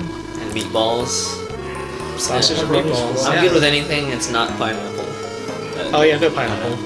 Oh, whatever. Nah. Pineapple on pizza's weird. Okay. Vodka pizza? Because right now we've got 2 pepperonis, and we've got Always classic. the Dome special. Oh Is god. that Mustaches on there? like maple syrup? Mustaches and Yeah. maple syrup. Yeah, Maple syrup and Canadian bacon? Like written in the letters of I don't give a fuck. I just have my own vodka to it. Vodka? Okay. Somehow. Water? Find a way to mix it properly. Fire water. Yeah, 100% water. Alright, Where are we gonna go? I'll go tell him. Sounds good. Something with meat, you know. It's like We love the meat. or like as much meat as humanly possible. Alright, cheers, Chad. Isn't there like 3 pounds of barbecue left? I don't think there's any I don't barbecue think so. I left. think that got demolished in the afternoon. piece of that left. I'm pretty sure that got Because I was annihilated. like, oh man, 8 barbecue. pounds is And there less was than I like expected. 2 pieces of turkey left, and I'm like, alright, that's cool. Yeah, 8 pounds goes quickly when there's 20 people around. And 20 Ashley, dudes, no Ashley less. just puts it back, dude. Fair enough.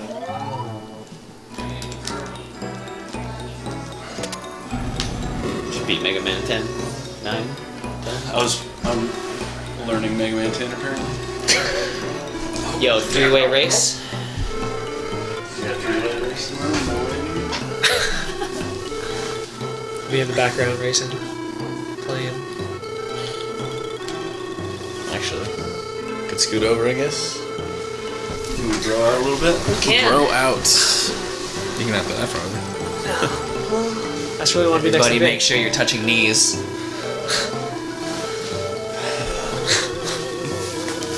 Oh, dude, did you hear my hip hop? God damn. I haven't stretched like that since I was a little girl, thank you.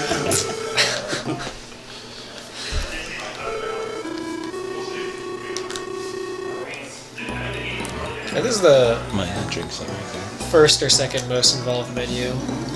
This room's really laggy too for some reason. Sweet. Well, that didn't last long. No, I forgot my drink. He's got no stamina, man.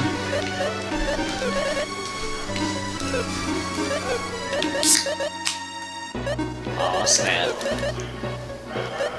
Save 10 of those for me. Don't worry, if you want to go as hard as you did the other night, you can, and then some. Excellent. That was a good night. So I totally forgot who had the most agility. I believe it was Maxim by 1. Hey, this is an ancient cave. What is this? Who accepted this into the What is marathon? this shit? He was faster. So those are the exact same stats of the soldiers that we fought like an hour and a half ago. So we just wreck them with consumables. God, boring. Fucking gold cores, dude. Assholes. Right in the dick, dude. Right in the dick.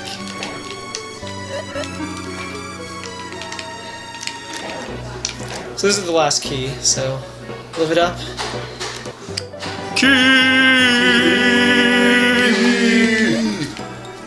Alright, It's over now. it's over. Good speed run. It was good while it lasted. That was a 311, dude. World record. Oops. We don't want no happy squids up in here. Yeah, get that guy out of the chat. I mean,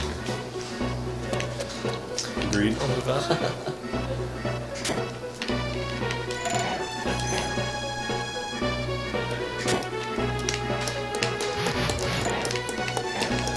Ideally, this guy. Whoa. Nice. That would have sucked.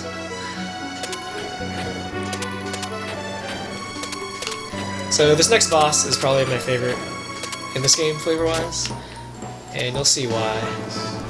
Oh. Yeah, this ah guy. yes. It is a tank. It's a very special tank. First we have to kill more of those soldiers. They're so hard last time. Whack. There's a magical lady selling. Alright, I'm pretty sure I got my equips right. Well, I guess we'll find out once the fight starts.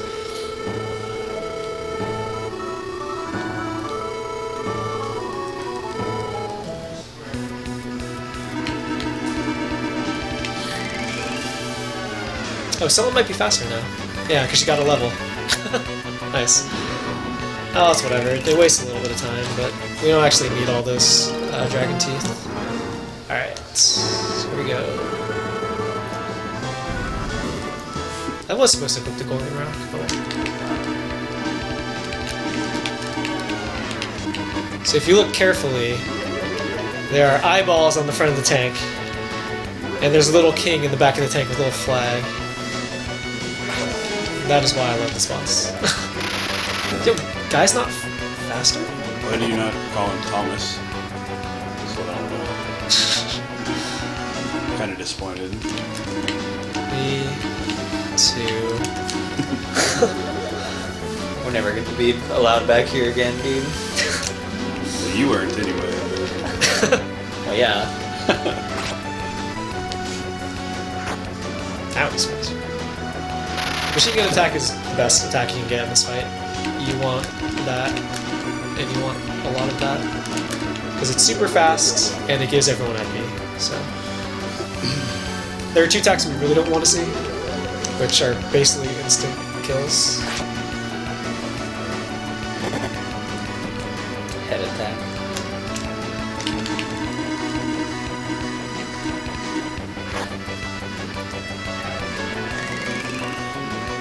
Well, so basically Artie's the only one who's going to be dealing damage with just attacks. That's great that only did 4. That's what we don't want to see. So he's the main damage dealer, so I'm going to use that miracle I picked up. The tank is hard elements. He's only weak to hard elements, so Artie is hitting him with his hard Turbo Rod right now, which is why he's dealing so much damage. And you guys don't have Never that been big. more turned on in my life, dude. That's good commentary. That's why Guy, the head attack from the Pumpkin Jewel actually is also kind of, I guess, hard. That actually wasn't bad. But yeah, that's why like Guy and Maxim weren't really doing any damage with just regular attacks. It's just IP, which is why you want machine gun attacks or incendiary bullets. Yeah. You don't want Magic Gale attack bullet, which we saw. He also has another attack, which is Piercer, which also basically one-shots.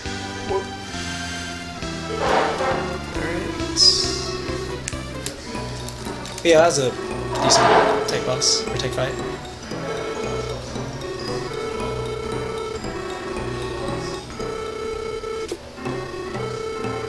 And these are the same guys from the beginning of the game that tried to steal the last crown. They're here again trying to steal another crown. And they succeeded.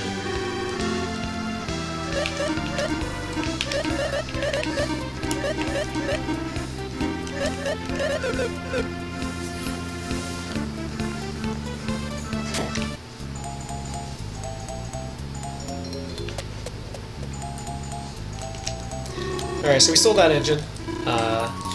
Because now we're going to make our ship into an airship. And the remodeling sound effects are pretty awesome.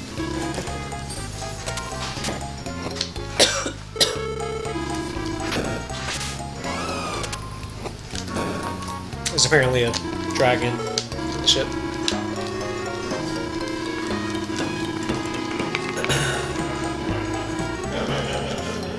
Yeah, so this is just Endgame now. It's all Sinistrals from here on out. So I hope you like the Sinistral theme, which you better, because that theme's awesome. That's what I say, how can you not?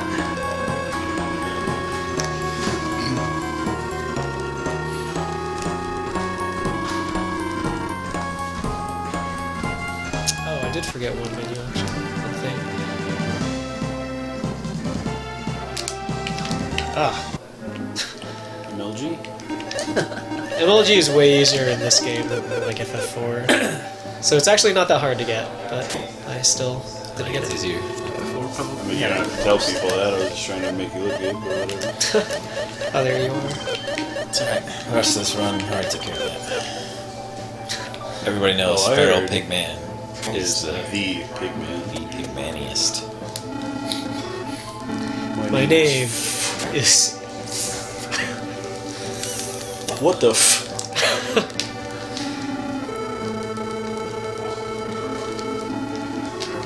So this is the section actually on like. So there are 3 towers. You basically take 1 girl to each tower. Yeah. In the J version, you can actually skip the girl for the 2nd tower, and it'll still finish properly for some reason. But I think it soft locks after you finish the 3rd tower, so it doesn't actually help. Good But info. I think that's found by Voltas. He forgot to get the girl, and then I was like, "Oh, this is awesome," and then it soft locked, so it ended up being not awesome. It's just weird that it lets you finish the tower at all without the girl. So each of these towers has 2 mandatory battles. Basically to reveal the stairs into the room. So I'll be find a couple. I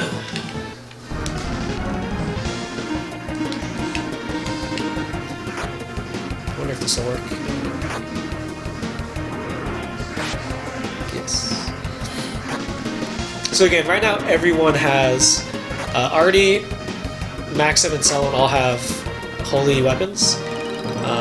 2 crystal wands and a silver sword.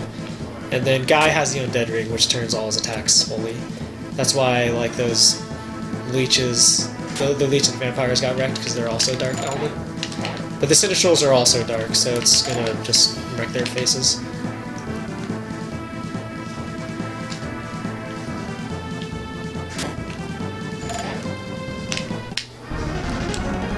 Got in there first. That's right, I used a miracle.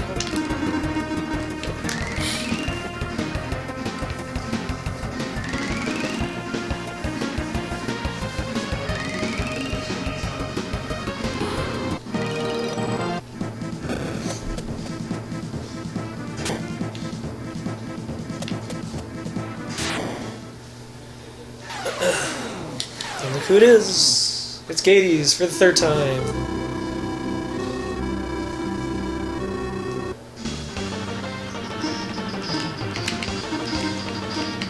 He's full. He sees it.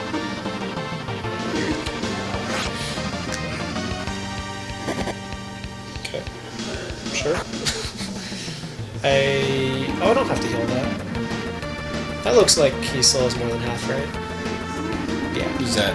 Okay. Maxim's. More than half HP. It's certainly close. He's not going to I talk. would say, I mean, I don't think I would so. say it's less. But Well, Artie's definitely less, so we'll heal now. For the most part, Gades doesn't really deal very much damage. Look at that blade. Yeah, look at that huge Gades blade. So it's literally just you don't want to use too much IP because we want to save it for the next battle, which is more deadly. But I used Artie's because he had full IP, so I might as well use it to get rid of. Yeah, so I guess like no damage at all. And he has 7,500 life. I don't bother counting damage though, so.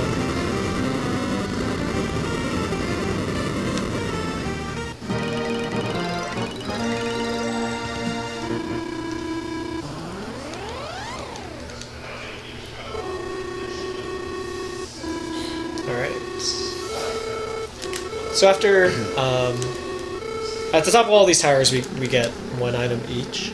We're going to use the first 2. Not even bother with the third one. I don't even know what it does.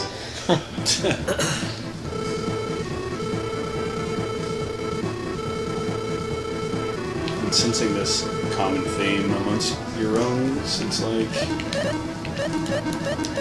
just go fast, doesn't matter what's going on. I like it. Of course. Isn't that what every speedrun's about? Should be.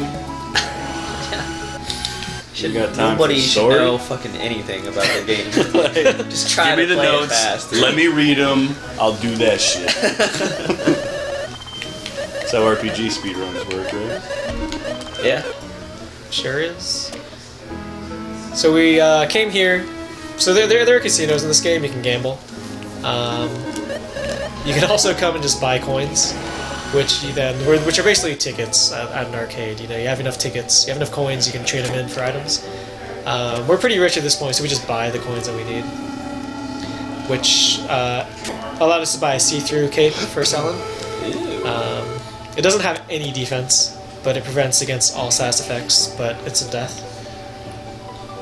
Which is going to come in handy, because the Sinistrals like to inflict status elements. Especially this next guy likes to inflict Confuse.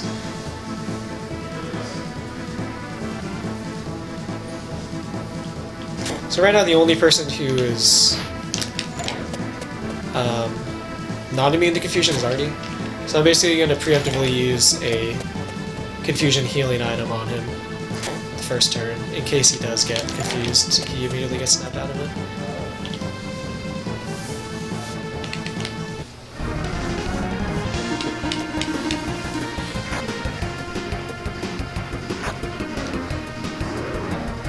Leeches can drop old swords. It's a very low chance, but if you get it, it helps.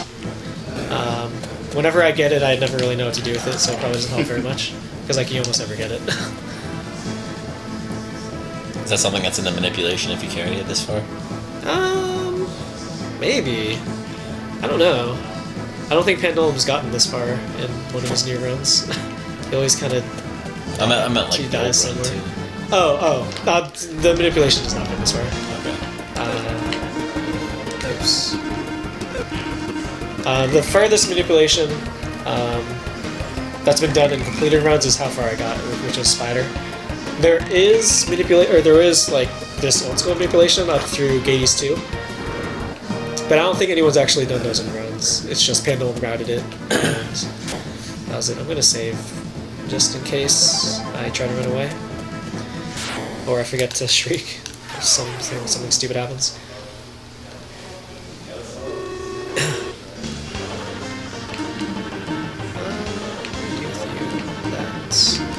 And you preemptively shriek. So he will always start out with Chaos Wave first turn, which deals some damage and has a chance to inflict confusion, which it did. So that's why you shriek, to make sure, because he's the only one. Artie's the only one who's faster than Amon. So like you need him to heal. If he's confused and he can't heal, then you're fucked.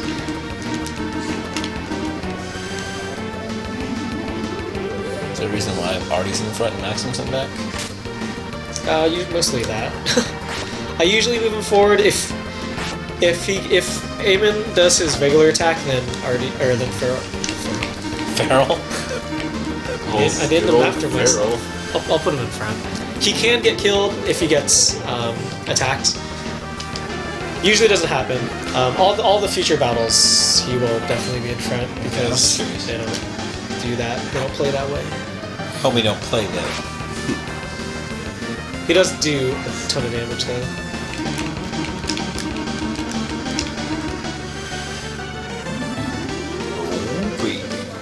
I wouldn't be heal. Yo, Guy gets one shot? That is. Wow. Now you know. That is crazy. I thought, I thought Guy would survive for sure. He almost never attacks though. Like usually he uses spells, but the single target attack from him is pretty rare, which is why I didn't know that Guy would die. I don't think he's ever attacked Guy from him before. So the Divine Helmet protects against confusion, so the next time we fight that guy, we will, I guess, spoilers. Now that we have another thing that prevents against confusion, we won't have to preemptively shriek with... Oh, he's 407 and he got hit for 412, that's why he died. Lame. Next time we won't have to preemptively shriek with Artie, because now everyone's immune to confusion. Which is again, like, none of the equipment actually tells you status immunities that they impart, so it's not something you would know in casual play.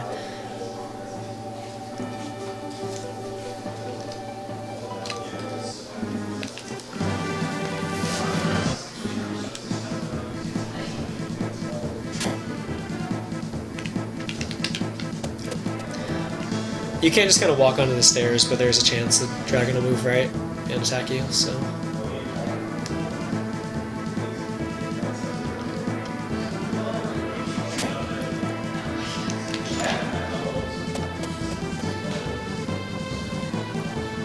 Like, the entirety of the Endgame soundtrack, I mean, the whole soundtrack I think is really good, but I think the Endgame soundtrack is so good. Like, I love this theme, and then all the battle themes are really good.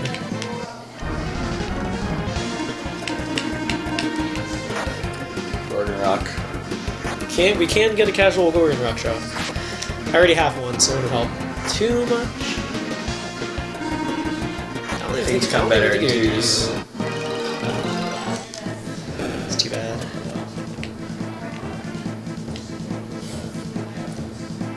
I remember one time going that people actually played this game. I'm happy. Yeah, Happy got this was when Magus was doing a race with Voltus, and I think they invited Happy, but like he like didn't get the message in time, or he thought he was busy or something. But then, like 20 minutes after the race started, Happy started a run, and Magus set a new world record in that race. And then 17 minutes later, or 20 minutes later, Happy broke it with a better time. And the majority of the reason he broke it was he didn't get the Gorgon Rock, but he got a random Gorgon Rock drop from that enemy, and that let him save enough time against the final bosses to set a new record. And it's not very common. 4 days. Yeah. Oh, dude, that was back when like the world record was Rerouted flipping it, like and it was every like, yeah. every multiple times a day, and it was like, what the hell is going on? Yeah, it wasn't even that. Like we didn't even reroute it. It was just people just got awesome. better runs. That's awesome. Bam, pow. It's weird. I feel like only RPG games that happens where an Elmagus is always involved in some way or the other. You know what I mean? Like because that's been multiple games that happens, but Yeah. you don't really hear about platformers like, oh, these guys race got a world record, and then 10 minutes later, this guy got the SMB3 world record or whatever. You know what I mean? Like, Yeah. That is very true.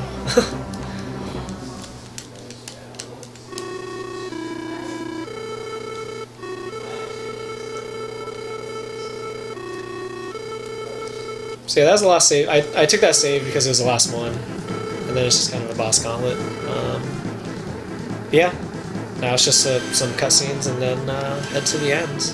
Doom Islands, right there, in the middle of this Triforce. 5 minutes.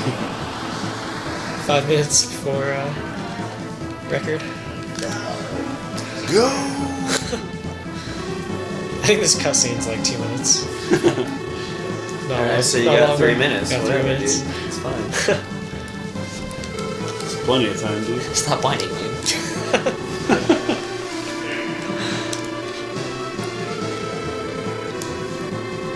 I don't actually remember how long this endgame is.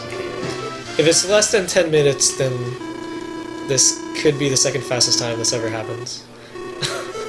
Which is silly.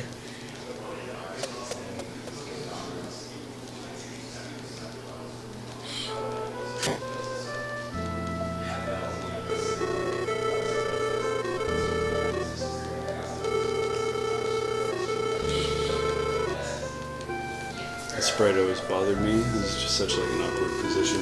You know what I mean? The hug? It's like, because he doesn't really move. He's just kind of like. You're like,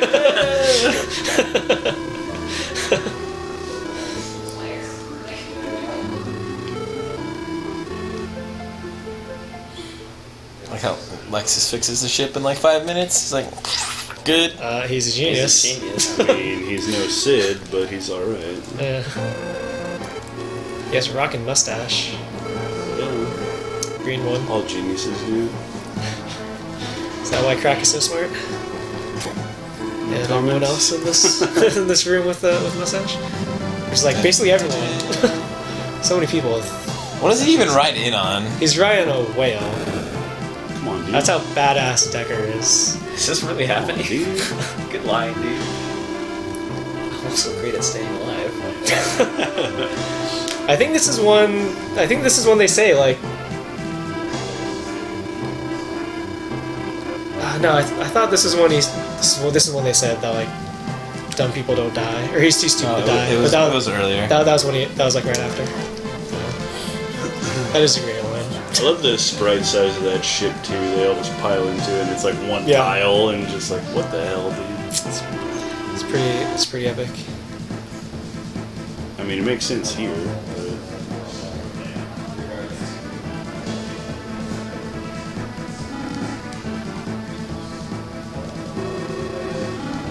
I think someone was saying, I've never actually noticed it, but I think someone mentioned that either Amon or Deus's sprite has a different color hair than his actual battle sprite. That's it. Yeah. Yeah, it's Like I never noticed it, but someone like It ain't mentioned it. I green. was like, what? it's like great. I don't know how I've never actually noticed it. I mean, it's not like you're paying attention during the fights, so Yeah, dude, you just mash it. That's all. just That's all fapping speedrun RPG games are. is You just press A. pretty much. And so anybody that played Lufia 1 will immediately recognize where they are now. Yes. This end is the beginning of Lufia 1. Because this is the prequel! No way. What? Yep, Do you know that I shit? said it. It also means that if you play Lufia 1, you probably know how this game ends. I like how he did 800, 860, and 300. It's actually glitched. The reason he's doing that much damage is because of the Undead Ring. But the Hydora Rock is glitched, so the last attack doesn't actually get that bonus. Oh, weird. Yeah. The Morena? And So that fight, sucks. like, always works out the same way, basically. Most of these fights all work out, for the most part, pretty similarly.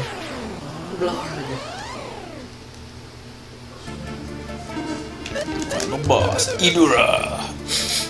I'm back. He was the one pulling the strings. That hair, dude.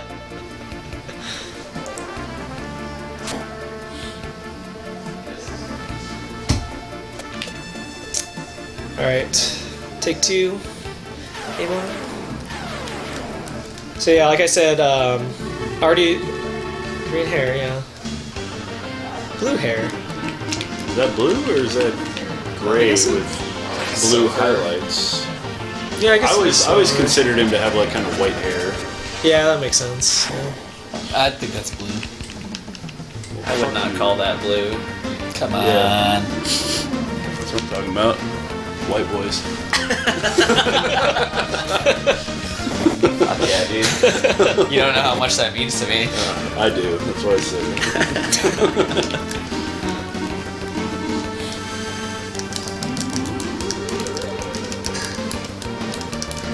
So it is kind of too bad that, you know, like you get this far, and then the Sinistrals for the most part just roll over because we have all these holy element attacks that 2,500. That's a quarter of his life right there.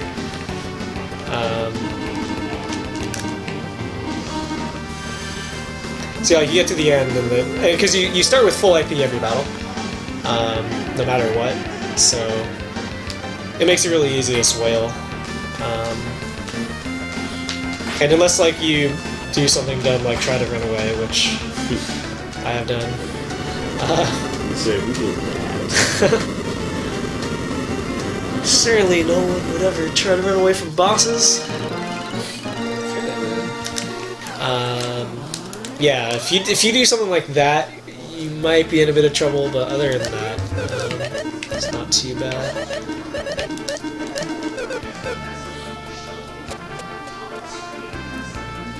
So now we finally get to meet the mysterious Aram, Sinistral of Death. Mistress of Death? I don't remember. She probably says. There's death in there somewhere. Yeah.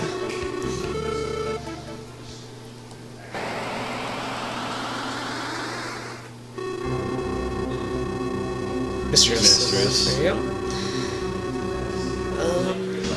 Okay.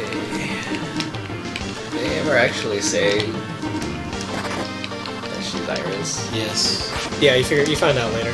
They haven't said it yet. Damn. Spoilers. Jesus. Oh bitch. yeah. I'm the only one who's giving a spoiler here. Now I'm really not going to be invited Yeah, back. she's dead. Hilarious. There's a 10% chance that she instantly dies, What just happened? which happened in my PB actually. Are those all bots? Or did chat just get purged? Or it was a raid that had Link in there or something. Oh yeah, Lunar Boot might have if it had a link showing her. A raid message. Link. Raid. I did. I've done that many. I've been banning this one. Fun.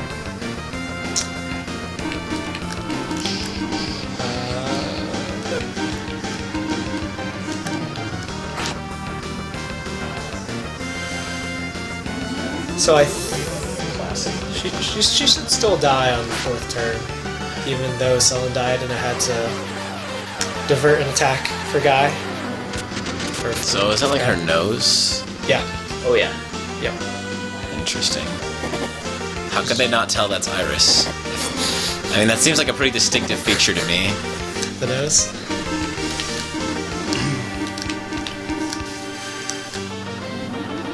I try to judge her based upon her nose or just like her personality. I see. Yeah. Yeah, dude, that schnoz is a beak. Where else would she keep that sword? It's making sense. No. You don't know what's in there, dude. It could be a black hole. Black hole. Could be a nose. magic bag. Could be a wizard sleeve.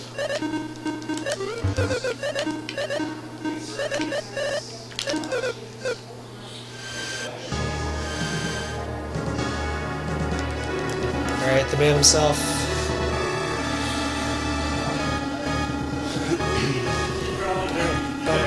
Eric, the Absolutes. Only the second time you ever hear his name mentioned.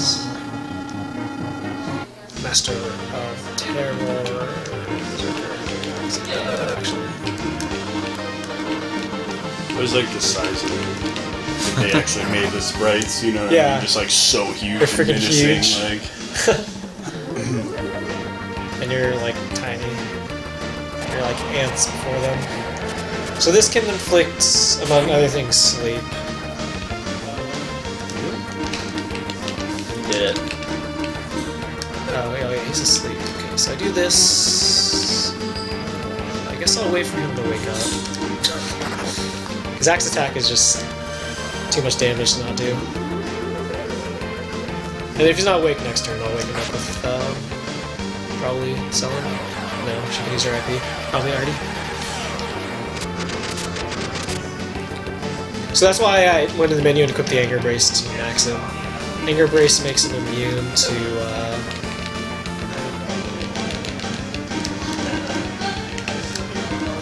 sleep, and he's the main damage dealer, so we don't want him falling asleep. So I'm missing out on a little bit of damage. So I actually probably should count damage in this situation, but I never do. You just. He actually has a pretty set pattern. I think Dragon Dart said it's the same up to like 20 turns or something. Oh baby. Oh yeah. Oh nice. It doesn't reflect all of them. Yeah, it only reflects the first one. That's good. So normally I would just keep going because he would die this turn, but since my damage is lacking, I don't want to take that chance because he's not going to die this turn. Yeah.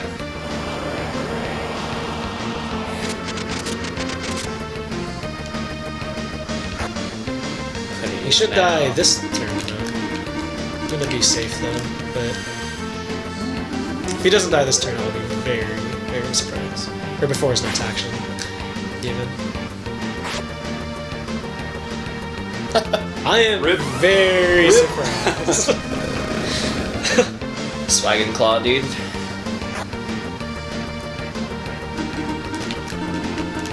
If only we had a Spike Claw. Alright. Oh, I also was lacking more damage because Guy never used his Berserker, which buffs everyone's attack, so I was missing out on even more damage. Yeah, sick dude. More levels. Yeah, so the last boss gives you XP. I guess maybe to psych you out and be like, oh, maybe there's another boss again, but there isn't. Curves are grand, dude. Nah, dude, we got an even better line here. There's I know. much better. They're so puny and pathetic. You little hoochies! best translation. I really want to know what it was in the original Japanese version. Like, what was it?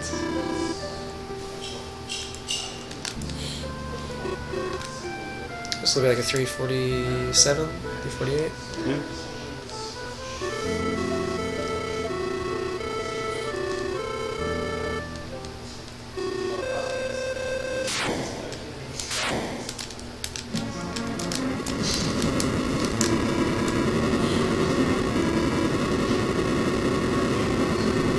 Should we do a dance party on Crystal?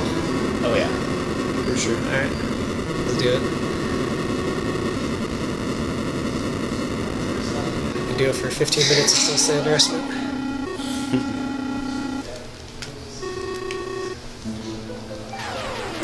So this is when you finally find out that Iris is Aram. I mean, obviously the player has figured it out by now.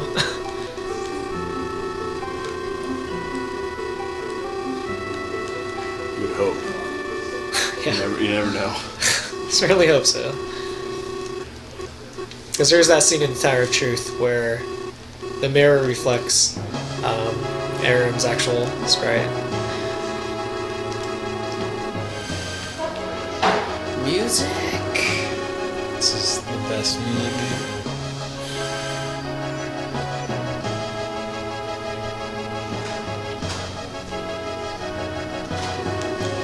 Wonder if Jenya's awake to Yeah, she was in spam chat. music That like videos? just like Music 5 videos. minutes ago. Shit, what am I doing with my life? I know. Gonna get on that, man.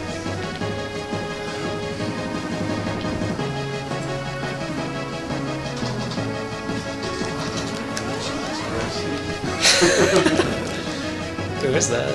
Who's blue? Who isn't Demon Hunter. Demon Hunter. It's K. Demon Hunter saying Euros.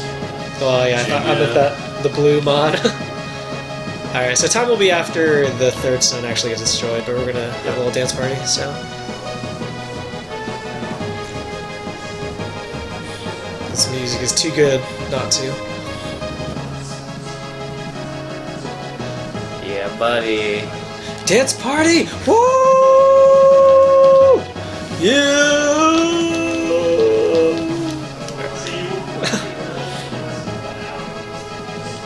You think they would draw, you know, like a border to that, but no, you just went off. Ready on time, yo.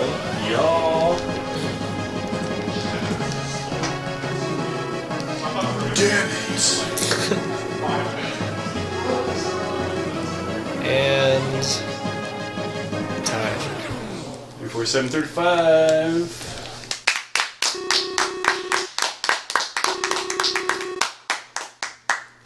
Well done, sir. Not too shabby. That's your best marathon run?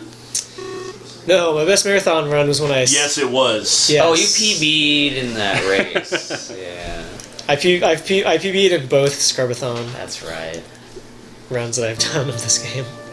This one's. This is my best way live. better. My best Yeah. live marathon. Yeah.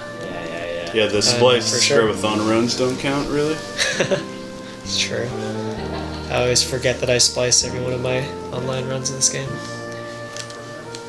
Worth it. Totally worth it.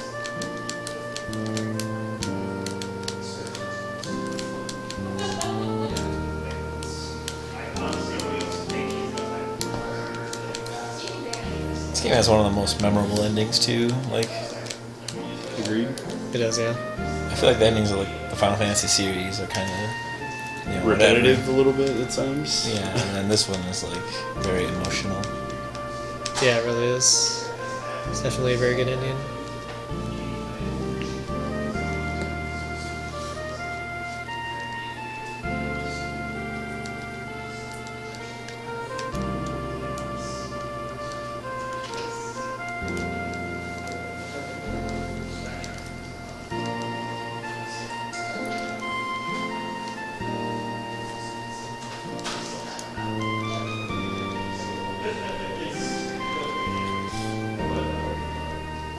And you can't even stop mashing in the ending either. Oh, really? You have to mash through all this too? Yeah. Oh my gosh. You have to mash until Tia starts talking, and then finally you can stop. That sucks.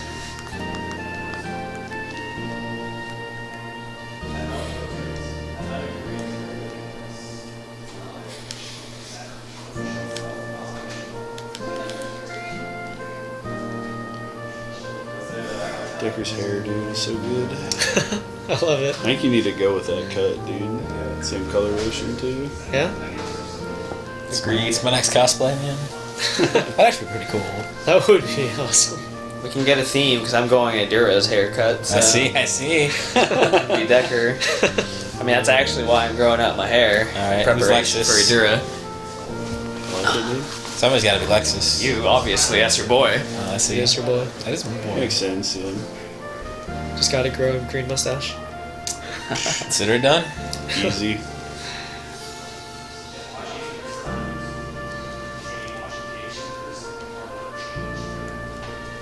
Who does Deuce dress up as? Birdie? I think so. What's the other one? Wherever you guys Bart's. need me, man. Wherever you guys Bart? need me. Deuce can be Bart, and Miss Deuce could be Betty. Dude, I'm game.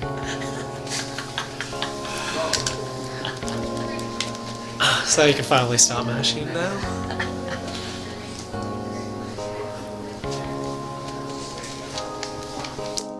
And we ended. 50 minutes ahead. Right. Tia gets wrecked. Double wrecked.